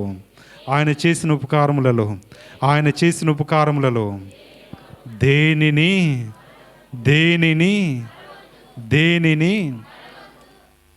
మరవద్దు. అందుకనే రోమిలకు రాసిన పత్రిక ఒక మాట చూద్దాం. రోమిలకు రాసిన పత్రిక 1వ అధ్యాయము 21వ వచనాన్ని చదువుదాం. మరియు వారు దేవుని ఎరిగి ఆయనను దేవునిగా మహిమపరచలేదు, కృతజ్ఞతాస్తుతులు చెల్లింపను లేదు, కానీ తమ వాదనములందు వ్యర్థులైరి. మరియు వారు దేవుని ఎరిగి, వారు దేవుని తెలుసుకొని కూడా వారు ఏం చేశారటండి? దేవుణ్ణి మహిమపరచలేదు, కృతజ్ఞతాస్తుతులు చెల్లించలేదు, కానీ తమ వాదముల యందు అంటే వారికున్న గొడవల్లో నుంచి వాళ్ళు ఏమైపోయారటండి? చెప్పాలి, ఏమైపోయారటండి? వ్యర్థమైపోయారు. మొన్న సీసీ రోడ్ పోయడానికి వెళ్ళాం, రండి శంకుస్థాపన చేద్దారంటే అమ్మగారితో పాటు నేను వెళ్ళాను. రోడ్డు వచ్చిందంత సంతోషం లేదా ఆయనకి? నా భూమి పోతుంది అనేటటువంటి బాధతో ఇదిగోండి ఆయన మట్టి పోసుకున్నాడు. నా పక్క రోడ్డు ఎక్కువ వస్తే నాకు కుదరదు. నాకు ఎట్లాగ రోడ్డు కావాలా చెప్పాలి? మధ్యకే కావాలా, ఎగ్జాక్ట్గా కావాలా. మీరేం మాట్లాడతారో నాకు తెలియదు. మీరు రోడ్డు పోయండి కానీ నాకు అవసరం లేదు. మీరు రోడ్డు పోయండి కానీ అది నాకు అవసరం లేదు. నా భూమి పోకూడదు. ఏమంటే కుదురుద్దా? ఇలా చాలా చోట్ల ఉన్నాయండి సమస్యలు. మనము తీర్చలేనటువంటి సమస్యలు ఉన్నాయి. భక్తులమే, నేను భక్తిగానే ఉంటా, కానీ ఆడి విషయంలో మాత్రం మంట మండిపోద్ది నాకు. నువ్వేం భక్తుడివి కదా? నేను భక్తిపరుడినే, కానీ కానుకలు ఇవ్వను. దేవునికి నా హృదయాన్ని చెప్పాలి. కానుకంటే అదేనండి, డబ్బులు అనుకోకండి. నా హృదయాన్ని నేను భక్తుడినే, క్రైస్తవుడినే నేను, కానీ నేనేమివ్వను? నా హృదయాన్ని నేను ఇవ్వను, నా జీవితం నేను ఇవ్వను, నా బ్రతుకు నేను మార్చుకోను. నువ్వెవడరా అంటే నేను క్రైస్తవుడినే. ఏమండి, అట్లుంటే గనక ఆ 9 మందిలో నువ్వు ఒకడివి, ఆ 9 మందిలో నేను ఒకడిని. లేదు ప్రభువా, నీ వాక్యాన్ని నేను విన్నాను, నా జీవితాన్ని నేను మార్చుకుంటాను, నా పద్ధతి నేను మార్చుకుంటాను, నా బ్రతుకుని నేను మార్చుకుంటాను, కాబట్టి నా జీవితాన్ని సరిచేసినందుకు వందనాలు అని గనక వాక్యానికి గనక నువ్వు లోబడితే, వాక్యాన్ని గనక నువ్వు తగ్గించుకుంటే నీ జీవితం ఆ 10 మందిలో ఒకటి తిరిగి వచ్చాడు చూశారు, వాళ్ళల్లా ఆశీర్వదింపబడిన వాడు అవుతావు. దేవునికి స్తోత్రం. చూద్దాం ఒకసారి అది ఆ మాట ప్రభువారు ఆయనతో ఏమంటారో చూడండి. 15 వచ్చి, వారిలో ఒకడు తనకు స్వస్థత కలుగుట చూచి గొప్ప శబ్దముతో, ఏమండి, మీ వాదనల యందు మీరు వ్యర్థంగా ఉన్నారా? జరిగినటువంటి కార్యాలను బట్టి దేవుని మహింపరుస్తున్నారా? దేవునికి స్తోత్రం. 16వ వచనం చూడండి. వాడు గొప్ప శబ్దంతో దేవుని మహిమపరచుచు తిరిగి వచ్చి ఆయనకు కృతజ్ఞతాస్తుతులు చెల్లించుచు ఆయన పాదములయందు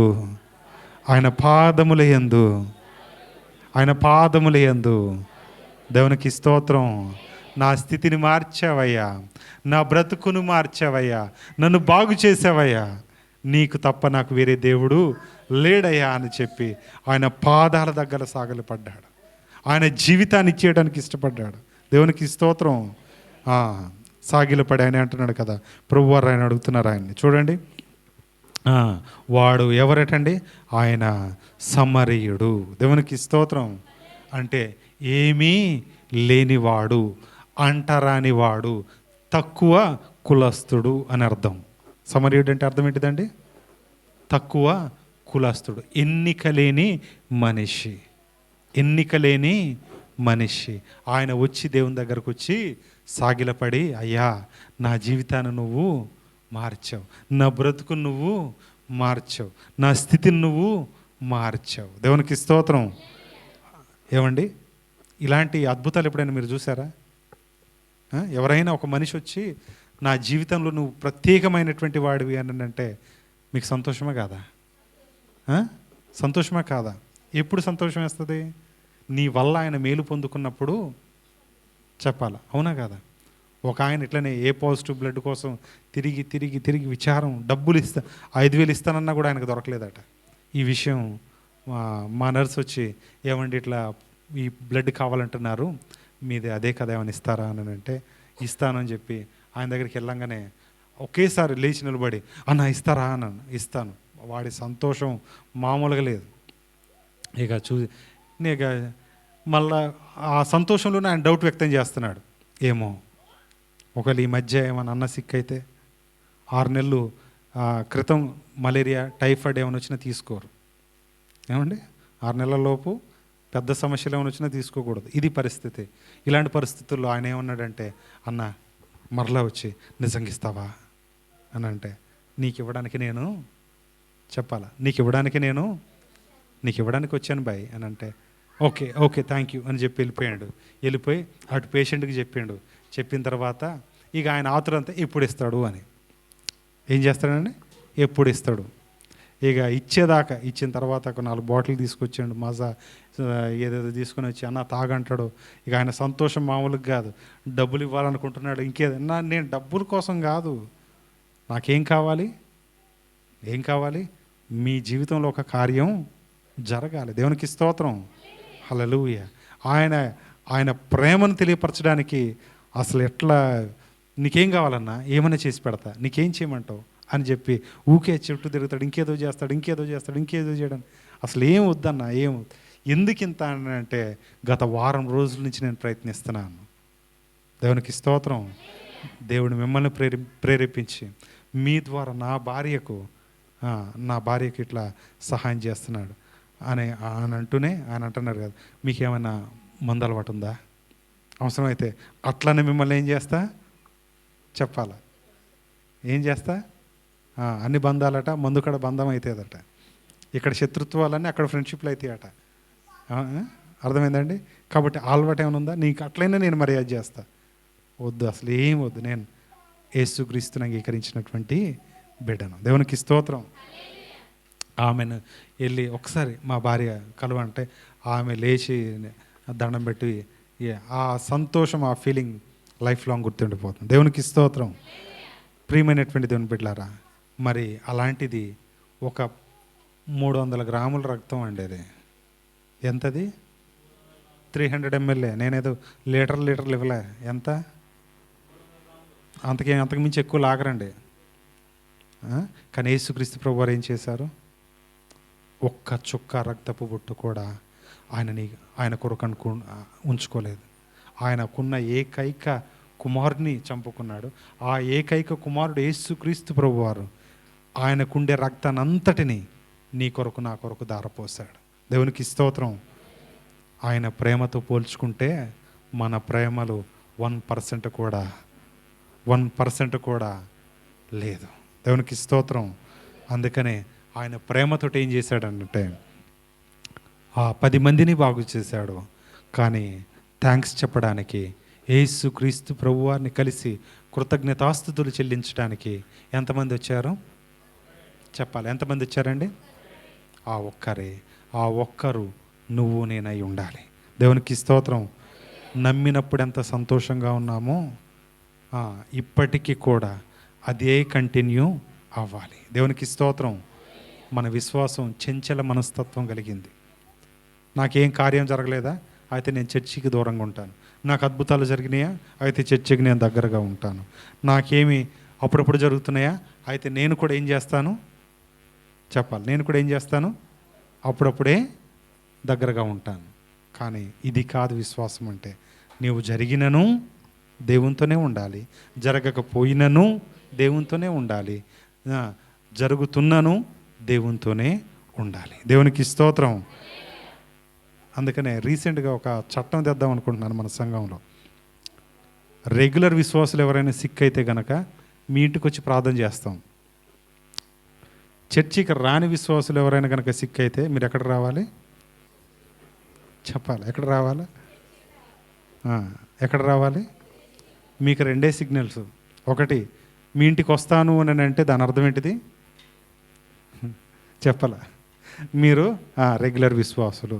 మీ చర్చికి రావట్లేదమ్మా, మీ ఇంటికి రానిలేదమ్మా, చర్చికి తీసుకురండి అని చెప్పాను అనుకోండి క్యాండిడేట్ని, దాని అర్థం ఏంటిది చెప్పాలా? ఏంటిదండి అర్థం? ఏంటిది? కోపమా నా మీద? బాగుందా ఈ చట్టం? ఏమండి చేయాలి, లాభం లేదు. ఎందుకంటే అది దేవుని వల్ల కలిగిందో లేకపోతే నా వల్ల కలిగిందో ఇంకెవరి వల్ల కలిగిందో మీకు తెలియాలి కదా. అంత సర్వశక్తిమంతుడైనటువంటి దేవుడు మీ కొరకు ఇంత గొప్ప కార్యం చేస్తే మీరు చర్చిలకు రాకపోతే ఎట్లా అండి? అందుకనే ఇక నుంచి ఇది ఫస్ట్ నెల కదా, ఫస్ట్ వారం కదా, మార్చి కదా, కాబట్టి ఈ రోజు నుంచి దాన్ని ఇంప్లిమెంట్ చేయడానికి మొదలు పెడదాం. దయచేసి మీలో ఎవరైనా సిక్ అయితే కనుక దాని అర్థం ఏంటిది? మీరు చర్చికి తీసుకురండి అంటే మీరు ఎక్కడ ఉండాలా? నేను వచ్చి చర్చికాడే ఉంటా మీ కొరకు. అర్థమైందండి? మీరు వచ్చేదాకా. కాబట్టి మీకు ప్రార్థన చేసిన తర్వాత ఇక్కడి నుంచి వెళ్తా. ఎందుకు ఈ మాట చెప్తున్నానంటే తిరిగి మాకు కూడా బాధ అనిపిస్తుందండి మీ పట్ల. దీన్ని మేము కంటిన్యూ చేయలేని అనుకోవట్లే. కాబట్టి ఈ కృతజ్ఞత చెల్లించడానికి ఏం చేశాడంటే ఆ మనిషి 10 మందిలో ఒకడొచ్చి దేవునికి సాష్టాంగ నమస్కారం చేసి నీ వల్లే నేను బాగయ్యాను. దేవునికి స్తోత్రం. మన సంఘంలో ఆ ఒకడు కూడా రావట్లే. మన సంఘంలో చెప్పాలి, మన సంఘంలో ఆ ఒకటి కూడా రావట్లే. అందుకనే దాన్ని ఒక రూల్గా చట్టంగా చేస్తున్నాను. ప్రియమైనటువంటి దేవుని బిడ్డలారా, మీకు దేవుడు వద్దు కానీ దేవుని కార్యాలు కావాలి. ఎలా కుదురుద్ది? కుదురుద్దా? మామిడి చెట్టు వద్దు కానీ మామిడి పండ్లు కావాలి. తల్లొద్దు కానీ పాలు కావాలి. తల్లొద్దు కానీ ఏం కావాలంటే గేదెలు పెంచుకోవద్దు కానీ చెప్పాలి ఏం కావాలి? పాలు కావాలి. మన డబ్బులు అయిపోకూడదు కానీ ఇల్లు అయిపోవాలి. ఇదేం భక్తి అండి? కాబట్టి ఇట్లా వద్దు. దేవునిలో నేనెంత ప్రయాసపడుతున్నానో మీరును కూడా అంతే చెప్పాలి, మీరును అంతే ప్రయాసపడాలి. దేవునికి స్తోత్రం. హల్లెలూయా. కాబట్టి ప్రియమైనటువంటి దేవుని బిడ్డలారా, మన జీవితాల్లో మార్పు చెందినటువంటి క్రైస్తవులుగా మనము జీవించాలి. దేవునికి స్తోత్రం. హల్లెలూయా. ఎందుకంటే కృతజ్ఞత అనేది దేవునికి చాలా ఇష్టమైనది. దేవునికి చాలా ఇష్టమైనది. దాన్ని మనం బాగైన ఆ ఒక్క కుష్ఠ రోగితో మన స్థితిని కనుక పోల్చుకుంటే ఎల్లప్పుడూ దేవునికి కృతజ్ఞత మనము చెల్లించవలసిన వారమై ఉన్నాం. దేవునికి స్తోత్రం. హల్లెలూయా. దేవునికి స్తోత్రం. కాబట్టి ఒకసారి మన జీవితాన్ని మార్చుకుందాం, మన స్థితిని మనం మార్చుకుందాం, మన బ్రతుకుని మనం మార్చుకుందాం. ఇందాక మన నెంబర్ ఎంత అని అడిగాను. ఎంత వచ్చిందండి చెప్పాలా? ఎంతండి? అసలు 18 సంవత్సరాలు నిండిన వాళ్ళు లేదా 15 సంవత్సరాల నుంచి పైన వాళ్ళు ఎంతమందో తెలుసా అండి? మన సంఘంలో 75 మంది అండి. ఎంతమంది అండి చెప్పాలి? ఎంతమంది అండి? ఎంతమంది వచ్చామండి? చెప్పాలి. ఇంకెంతమంది రావాలండి? ఇంకెంతమంది తక్కువ అయ్యారండి? చెప్పాలి. ఎంతమంది? కాబట్టి ఇది రాత్రి మీ పేర్లన్నీ రాసాం. మా బన్ను రవి గారు అడిగారు, ఏంటి మొత్తం పేర్లు రాస్తున్నారు, వీళ్ళంతా తప్పిపోయినలా అంటే లేదు బాప్తిజం. కాబట్టి ఈ లిస్ట్ అంతా మందే. ఓకేనా? నాతో సహా పేర్లు ఉన్నాయి. ఓకేనా? ఇట్లా అందరి పేర్లు ఉన్నాయి. ఎవరి పేరైనా రాకపోతే జాను యాడ్ చేయండి. ఓకేనా? మీ బాప్టిజం ఎప్పుడు తీసుకున్నారు? తీసుకున్నారా తీసుకోలేదా? పక్కన తీసుకుంటేనేమో తీసుకున్న పక్కన, తీసుకోపోతేనేమో తీసుకొని పక్కన రాయాల. అర్థమైందండి? మీ పేరు అందరి పేర్లు ఉన్నాయి, కంగారు పడకండి. అందరి ఉన్నాయి. ఓకేనా? ఇంకెంతమంది రావాలా? చెప్పాలి. ఎంతమంది? చెప్పరేమండి? ఎంతమంది? ఎంతమంది? ఎంతమంది అండి? ఎంతమంది అండి? ఎంతమంది? ఈ 33 మందికి ఎవరు చెప్తారు వెళ్ళి? చెప్పాలా? ఈ 33 మంది మీరు చర్చికి రావాలని ఎవరు చెప్తారు? అయ్యగారే చెప్పాలా? ఇంకా ఎవరండి చెప్పాలి? ఎవరండి? ఎవరు చెప్పాలా? మీ మాటతో ఏకీభవించట్లే అన్నగారు. ఎవరు చెప్పాలా? ఎవరు చెప్పాలా? చెప్పాలా? ఎవరు చెప్పాలా? ఎవరు చెప్పాలమ్మా? ఒక 5 లేకపోతే 10 మంది లోపల తగ్గొచ్చు, కానీ ఏకంగా 33 మంది తగ్గిపోయారా అంటే ఎంతకి 100కి ఎంత అండి ఆబ్సెంట్? మన పర్సంటేజ్ ఎంత అండి? 50%. సగం మంది వస్తున్నాం.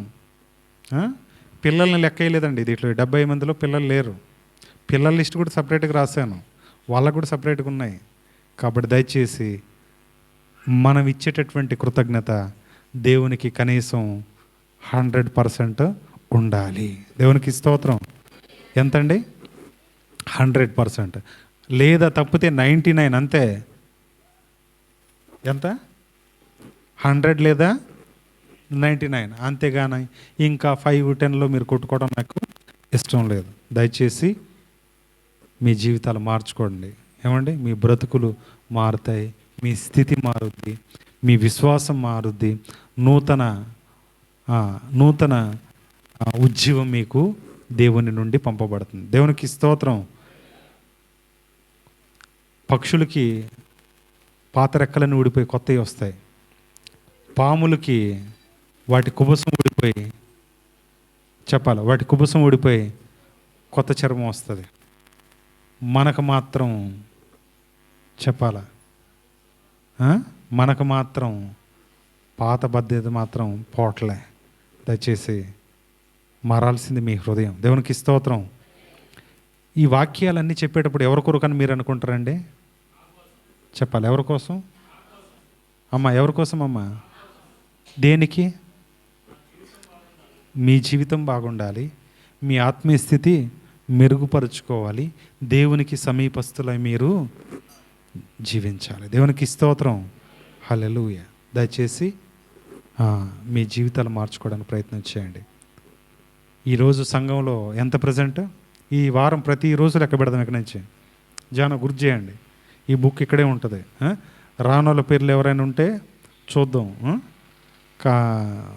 ఇక అటెండెన్స్ లానే పెడదాం. ఇక లెక్క పెట్టేసి ఏం లేదండి, ఏం చేయము, మిమ్మల్ని క్రమశిక్షణలో పెట్టడానికి, డిసిప్లిన్లో పెట్టడానికి అనేక చట్టాలు తీసుకొని రావాల్సి వస్తుంది.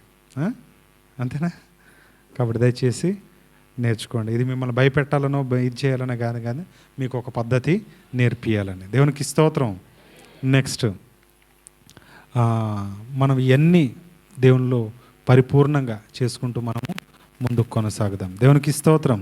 చిన్న ప్రార్థన చేద్దాం. దేవా, దీవించండి విన్న వాక్యాన్ని వారి యొక్క హృదయాల్లో ఉంచి ఇది ఫలించులాగిన మీరే మీ కృపనిచ్చి కాపాడండి. నీ బిడ్డల ప్రభువా, మరి నీ సన్నిధానంలో మరి నీ కొరకు మేము జీవించేటటువంటి గొప్ప కృపను మీరే మాకు దయచేసి కాపాడమని, కృతజ్ఞత చెల్లించేటటువంటి వారంగా నన్ను మమ్మలను తయారు చేయమని కోరుకుంటూ యేసుక్రీస్తు నామమున అడిగి వేడుకుంటున్నాను తండ్రి, ఆమేన్. ప్రియమైనటువంటి దేవుని బిడ్డలారా, బల్లారాధన కార్యక్రమం చేయకముందు చిన్న వాక్య భాగాన్ని చదువుదాం.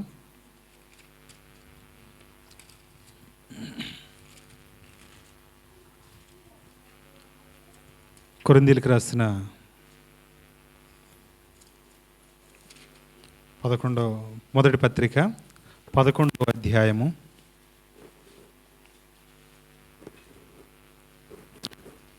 ఎందుకు ఈ మాటలు మళ్ళా ప్రత్యేకంగా చెప్తున్నానంటే, అది పవిత్రమైంది అనే భావన మనలో చాలామందికి ఉండట్లేదు ఏమండి. అందుకనే ఈ మాటలు మరలా చదవాల్సి వస్తుంది. 11వ అధ్యాయము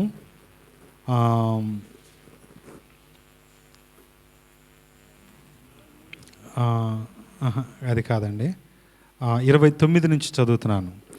ప్రభు శరీరమని వివేచింపక తిని త్రాగువాడు తనకు శిక్షావిధి కలుగుటకే తిని త్రాగుచున్నాడు.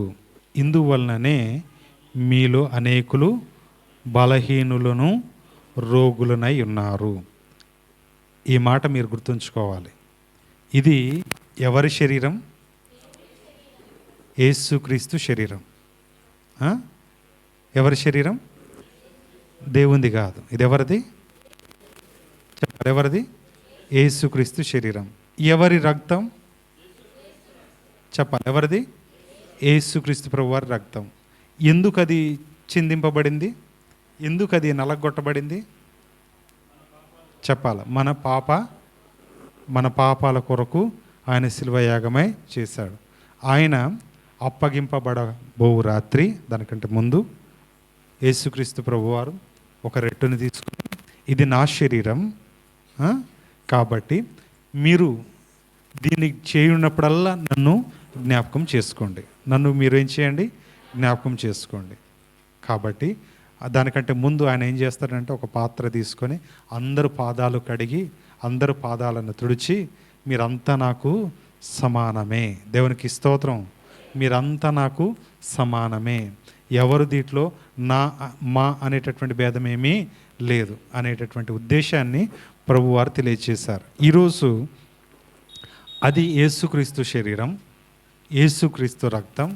దాన్ని మనం తీసుకునేటప్పుడు ఎట్లా తీసుకోవాలి? చెప్పాలి ఎట్లా? నిన్న పెట్టినటువంటి మెసేజ్లో ప్రతి వారం పెడతాను, కానీ మీరు సిద్ధపాటు కలిగి ఉండండి, పరీక్షించుకోండి అనేటటువంటి 2 పదాలు ఉంటాయి.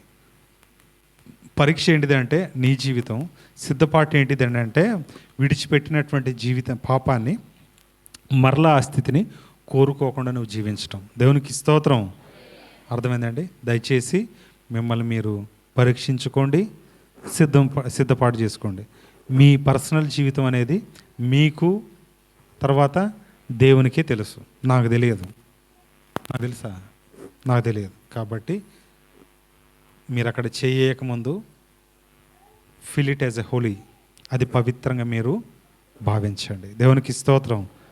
చాలా చోట్ల ఇది ప్రసాదం అనగానే వాళ్ళు ఏం చేస్తారంటే, చెప్పులిప్పేసి 2 చేతులు దోషులు పట్టుకొని కళ్ళకద్దుకొని పవిత్రంగా దాన్ని తీసుకుంటారు మన సహోదరులు. మరి ఇది మనది, యేసుక్రీస్తు ప్రభువారు మన కొరకు చిందించినటువంటి రక్తము, ఆయన శరీరం. ఎంత భక్తిగా ఫీల్ అవ్వాల్సింది బాహ్య భక్తి కాదు, కానీ అంతరంగ భయం నీకు ఉండాలి. ఎందుకో తెలుసా? బలహీనత నాకు రాకూడదని. ఎందుకండి? చెప్పాలి. ఎందుకమ్మా? బలహీనత నాకు రాకూడదని. ఒకవేళ తింటే, అయోగ్యంగా ఎవరైనా తింటే దానికి ఏమవుతుందట? వారికి శిక్షావిధి కలుగుటకే తిని త్రాగుచున్నారు. ఒకవేళ నీవు తప్పని నీ మనస్సాక్షిని గద్దిస్తున్నా, నువ్వు చేయొద్దురా బాబు అని చెప్పి నీ మనస్సాక్షి నేను గద్దిస్తున్నా, పక్కన వాళ్ళు ఏమనుకుంటారు? అద్దు తీసుకుంటే కదా, నన్న బాప్తీసం తీసుకుంటాం, నన్ను తీసుకునేవాళ్ళు కదా, నన్ను తీసుకుని నువ్వు అదుబారు అనుకుంటే ఇది బాత పాపం నొక్కుతో జరిగించి నాని చెడ్డగా అనుకుంటారు అనుకోండి. నిమ్మ ఈరూరికి వెరిసి తీసుకుంటాను అవసరం ఇల్లే. దేవునికి స్తోత్రం. హల్లెలూయా. దయచేసి దీన్ని ఒకవేళ అయోగ్యంగా ఎవరైనా తీసుకుంటే ఇచ్చిన మా మీద కాదు, సంఘ పెద్దల మీద కాదు, అది ఎవరి మీదకి? ఎవరి మీద కట్టండి? 29 చదవరేమండి. వివేచింపక తిని త్రాగువాడు తనకు శిక్షావిధి కలుగుటకే మీకు మీరు శిక్ష విధించుకోవడానికే కొరడాతో వేరే వాళ్ళని కొట్టరా అంటే నీకు నువ్వు కొట్టుకున్నట్టే. అది అర్థమైందండి. కర్ర ఇచ్చి శిక్ష ఆయనకి ఏరా అంటే ఏం చేస్తున్నారు మీరు? మీకు మీరే వేయించుకుంటున్నారు. కాబట్టి దయచేసి అట్లా మీరు చేయకండి. అది ప్రభు శరీరం, అది ప్రభు రక్తం. హోలీగా ఫీల్ అవ్వండి. దయచేసి వాటిని చేయక ముందు పరిశుద్ధంగా మరి మిమ్మల్ని మీరు శుద్ధీకరించుకోండి. మీ మనస్సాక్షిలో ఒప్పుకోండి, విడిచిపెట్టండి, కనికరం పొందుకొని పరిశుద్ధంగా ఆయన బిడ్డలకు మీరు జీవిస్తారు. దేవునికి స్తోత్రం, హల్లెలూయా. కాబట్టి దయచేసి మిమ్మల్ని మీరే పరీక్షించుకోండి. దేవునికి స్తోత్రం. మిమ్మల్ని మీరే సిద్ధపరచుకోండి. ఓకేనా? ఓకేనండి, అర్థమైంది కదా? అదే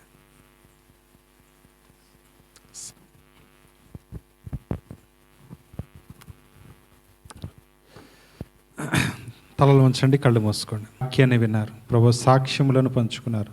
పుష్పాన్ని దీవించండి ప్రభువా.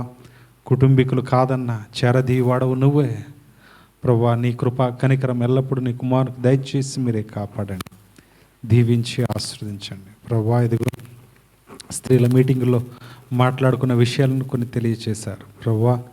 అన్నగారికి సహకారం, తర్వాత సంఘంలో అవసరతలు ప్రభువా మీరే తీర్చండి ప్రభువా. స్త్రీలు ఐక్యత కలిగి ఉండడం ఎంతో ప్రాముఖ్యం ప్రభువా. అది లేదు సంఘంలో ప్రభువా. ఒక ఆలోచన, ఒక తాటి, ఒక మాటపై నీ పిల్లలు ఉండట్లేదు ప్రభువా. నీ కృపను దయచేయండి, మీరే మీకు సహాయాన్ని ఇచ్చి కాపాడండి. సంఘానికి అభివృద్ధికరంగా వారు ఉండినట్లు మీరే మీ కృపనిచ్చి కాపాడండి. సంఘంలో చేర్చబడేటటువంటి స్త్రీలనుగా మీరే వారిని తయారు చేయండి, కాపాడండి. ఇదిగో నాయన నీ పిల్లలు ప్రభువా మరి ఎగ్జామినేషన్స్ కొరకు ప్రిపేర్ అవుతున్నారు ప్రభువా. 14వ తారీఖు ప్రభువా సెట్ ఎగ్జామ్ ఉంది. నీ కుమార్తెకు పుష్పాన్ని దీవించి ఆశీర్వదించండి. ఇంటర్ వాళ్ళకి ఎగ్జామ్స్ జరుగుతున్నాయి, దీవించండి. డిగ్రీ వాళ్ళకి ఎగ్జామ్స్ జరుగుతున్నాయి, మీరే దీవించండి, కాపాడండి నాయన. 10th వాళ్ళకి త్వరలో ఎగ్జామ్స్ ఉండబోతున్నాయి ప్రభువా. మంచిగా రాసి పాస్ అయ్యే భాగ్యాన్ని దయచేయండి. ఇదిగో నాయన నీ పిల్లల్ని ప్రభువా మరి ములకలపల్లి నుంచి, కంపగూడెం నుంచి, మొండివర్ర నుంచి, వెల్కం వారి గుంపు నుంచి, చౌటిగూడెం నుంచి ప్రభువా మరి గడ్డం వారి గుంపు నుంచి నాయన తీసుకొచ్చిన విధానంకి వందనాలు నాయన. చౌటిగూడెం నుంచి, చండ్రకుంట నుంచి మమ్మల్ని నడిపించినందుకు వందనాలు చెల్లించుకుంటున్నాం. మీరే దీవించి ఆశీర్వదించండి ప్రభువా. మరి హాస్పిటల్లో ఉండబట్టి వివాహ కార్యక్రమానికి అటెండ్ కాలేకపోయాం, మీరే మీకు సహాయం దయచేయండి, కాపాడండి. ఇదిగో నాయన రవి వాళ్ళ కుటుంబాన్ని ప్రభువా, సుగుణ ప్రసాద్ భాస్కర్ అంకుల్ గారి కుటుంబాన్ని ప్రభు, క్రాంతిని దీవించి ఆశ్రయించండి, వారి కుటుంబాన్ని కాపాడండి నాయన. ఇదిగో ఎక్కడో ఉంటున్నటువంటి మా ప్రియ కుమార్తె ప్రభువా మరి వసంత అక్కను కూడా దీవించండి, కాపాడండి. వారి కుటుంబాన్ని ప్రభు, కార్తీక్ను కూడా దీవించండి, ఆశీర్వదించండి. నీ శిలువ చాటు మరుగుపరచండి నాయన.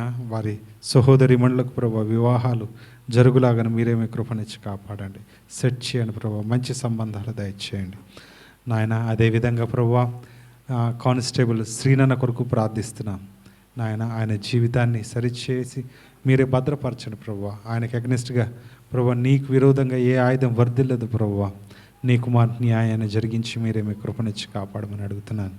మీరే కాపాడండి, ఆశీర్వదించండి నాయన. ఇదిగో ఎందరైతే ప్రార్థన చేయమని కోరారో వారందరి కొరకు ప్రార్థిస్తున్నాను, మీరే మీ కృపనిచ్చి కాపాడండి. ఇదిగో మిగిలిపోయిన మీ శరీరం, మిగిలిపోయిన మీ రక్తం ప్రభువా, అనేకుల కొరకు క్రయధనంగా మీరు చిందించినటువంటి ఈ పవిత్రమైన శరీరాన్ని, రక్తాన్ని దీవించండి. అనేకులు ప్రభువా దాన్ని సేవించి వారి జీవితాలు మార్చుకుంటూ నీ కొరకు వారు తీర్మానం చేసుకునేలాగా మీరే మీ కృపనిచ్చి కాపాడండి. ఎవరైనా అయోగ్యంగా తీసుకున్నట్లయితే అటు బిడ్డలను మీరే మన్నించండి, మీ కృపనిచ్చి కాపాడండి నాయన. ఇదిగో రాని బిడ్డల కొరకు ప్రార్థిస్తున్నాం ప్రభువా.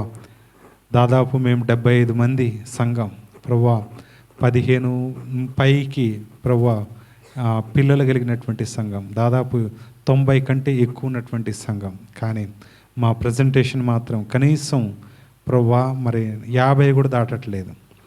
మా హాజరు శాతం కనీసం ప్రభువా మరి 50% కూడా లేదు. క్షమించండి, మన్నించండి, దీవించండి ప్రభువా. ఇదిగో నాయన కొన్ని కట్టుబాట్లను, కొన్ని పద్ధతులను తీసుకురావాలని ఆలోచన కలిగి ఉన్నాం. మీరే మీకు సహాయం దయచేసి కాపాడండి నాయన, ఆశీర్వదించండి. మా ఇతర సంఘాలనైనా చూచి ప్రభువా మార్చుకొనులాగన మీరే మీ కృపనిచ్చి కాపాడండి నాయన. తగిన జ్ఞానమును, బుద్ధి, వివేకమును మీరే దయచేసి కాపాడండి. ఇదిగో ప్రభువా మరి నీ పిల్లలు ప్రభువా వచ్చేటప్పుడు ఉట్టి చేతురాక కానుకలు, పిడికెడు బియ్యాలు, ప్రథమ కానుకలు, ప్రత్యేక కానుకలు తీసుకుని వచ్చి నీ మందిరానికి ఇచ్చారు. మీరే మీ కృపనిచ్చి కాపాడండి, ఆశీర్వదించండి నాయన. ఇదిగో నీ పిల్లలందరి కొరకు ప్రార్థిస్తున్నాను నాయన. ఇదిగో ఆటోలు తోలుతున్న వారిని దీవించండి, హోటళ్ళు నడిపిస్తున్నటువంటి వారిని దీవించండి, వ్యవసాయాలు చేస్తున్నటువంటి వారిని దీవించండి, ఉద్యోగాలు చేస్తున్నటువంటి వారిని దీవించండి ప్రభువా. ఉద్యోగ ప్రయత్నాల్లో ఉన్నటువంటి వారిని దీవించండి ప్రభువా. కూలి పనులకు వెళ్తున్న వారిని దీవించండి ప్రభువా. స్త్రీల కొడుకులు చాలామంది రాలేదు నాయన, అటు బిడ్డలను మీరే మన్నించండి. మరొక తరుణం మీరే వారికి దయచేసి కాపాడండి. జీవితంలో నీకు ప్రాధాన్యత ఇచ్చేటటువంటి వారుగా, నీకు ప్రాధాన్యత ఏదైతే తగ్గించి చేస్తున్నారో అటు బిడ్డలను మీకే అప్పగిస్తున్నాను. తగిన బుద్ధి, జ్ఞానాన్ని మీరే వారికి దయచేసి కాపాడండి. నీ యందు భయభక్తులు కలిగిన జీవితమే ఉత్తమమైనది, గొప్పది. దాన్ని మీరు దయచేసి కాపాడమని కోరుకుంటూ ఎదుగో ప్రభువా నీ పిల్లలందరి కొరకు ప్రార్థిస్తున్నాను. మీరే దీవించి కాపాడమని నాయన. ఇదిగో ఈ ప్రార్థన అయిన అనంతరం నీ బిడ్డలు కొందరు వారి గృహాలకు, వివాహ కార్యక్రమాలకు, వివిధ చోట్లకు వారు వెళ్ళాలి. వారి మార్గమంతా మీరే చెక్కబట్టండి, కాపాడండి. మా ఇతర సంఘాలైనటువంటి బంగారు జలపేడచెరు, కుండాలగూడెం, నాగుపల్లి, నల్లగుంట, అంకంపాలెం, తోగూడెం, భాస్కరపురం, పెంటలం, కాకర్లపల్లి, దురదపాడు, బాలరాజుగూడెం, చండ్రకుంట, మండువర్రె వీటన్నిటిని దీవించండి. ప్రియంటే ట్రైనింగ్ అనే బిడ్డలను దీవించండి నాయన. ఇదిగో ఈ నెల మొదటి ట్రైనింగ్ క్లాస్ మా మందిరంలో జరుగుచుండగా మీరే మీ కృపనిచ్చి కాపాడండి ప్రభువా. పిల్లల పట్ల జరుగుతున్నటువంటి 1 hour సెషన్ కూడా మీరే దీవించండి, కాపాడండి నాయన. ఇదిగో మరి ప్రతి మూడో శుక్రవారం పురుషుల కూడిక ప్రభువా, ప్రతి మొదటి శనివారం సువార్త కూడిక, ప్రతి 3వ ఆదివారం యవనస్తుల కూడిక, ప్రతి నెల మొదటి బుధవారం ప్రభువా మరి స్త్రీల కూడిక జరుగుచుండగా మీరే మీ యొక్క సహాయాన్ని ఇచ్చి కాపాడండి. ఈ కార్యక్రమాలు యథావిధిగా జరుగుతూ ప్రభువా మరి స్త్రీల కూడికలో మాట్లాడిన విషయాలను, పురుషుల కూడికలో మాట్లాడిన విషయాలను వారిద్దరూ కమ్యూనికేట్ అయ్యి సంఘానికి ఉపయోగకరమైనటువంటి పనులను వారు జరిగించులాగన మీరే మీ కృపనిచ్చి కాపాడండి. సంఘనిధిని, సంఘస్థులను దీవించి ఆశ్రయించండి ప్రభు. వారి కుటుంబాలను, దుక్కిటెడ్లను, గొర్రె మేక మందలను, భూఫలములను, తోటలను సమస్తమును మీరు ఎక్కల చాటును భద్రపరిచి కాపాడమని నాయన. ఇదిగో నీ పిల్లలందరి కొరకు ప్రార్థిస్తున్నాను. నా కుటుంబాన్ని కూడా మీ చేతికి అప్పగిస్తున్నాను. మీరే దీవించి కాపాడమని. అమ్మి, బాబీ, ఎస్తర్ని దీవించండి, కాపాడమని ప్రభు. మేము నీలో ఇంకా మంచి కొనసాగులాగన మమ్మల్ని మేము సరి చేసుకునేటటువంటి క్యారెక్టర్ని ప్రభు మీరే మాకు దయచేసి కాపాడమని కోరుకుంటూ యేసుక్రీస్తు నామమున అడిగి వేడుకుంటున్నాను తండ్రి, ఆమేన్. ప్రతి చోటని సాక్షిగా ప్రభువా నేనుందు నాట్లు, ప్రతి చోట నీ సాక్షిగా ప్రభువా నేను దునాట్లు, ఆత్మ నిమ్ము ఆత్మీయ రూపం, ఆత్మాభిషేకము నిమ్ము ఆత్మీయ నిర్మించితివి ప్రియమారన్నారుద మృదమారవసి చూనాం హృదయాంతరంగమున. మన తండ్రి అయిన దేవుని ప్రేమయు, కుమారుడైన యేసుక్రీస్తు కృపయు, పరిశుద్ధాత్మ నిన్ను సహవాసం ఇప్పుడును ఎల్లప్పుడూ ఇక్కడ కూడిన ప్రతి ఒక్కరికని వారి కుటుంబాలకును సదాకాలం తోడయండి, నడిపించి ఆశీర్వదించునుగాక. ఆమేన్, ఆమేన్, ఆమేన్. అందరికీ వందనాలండి, అందరికీ వందనాలు.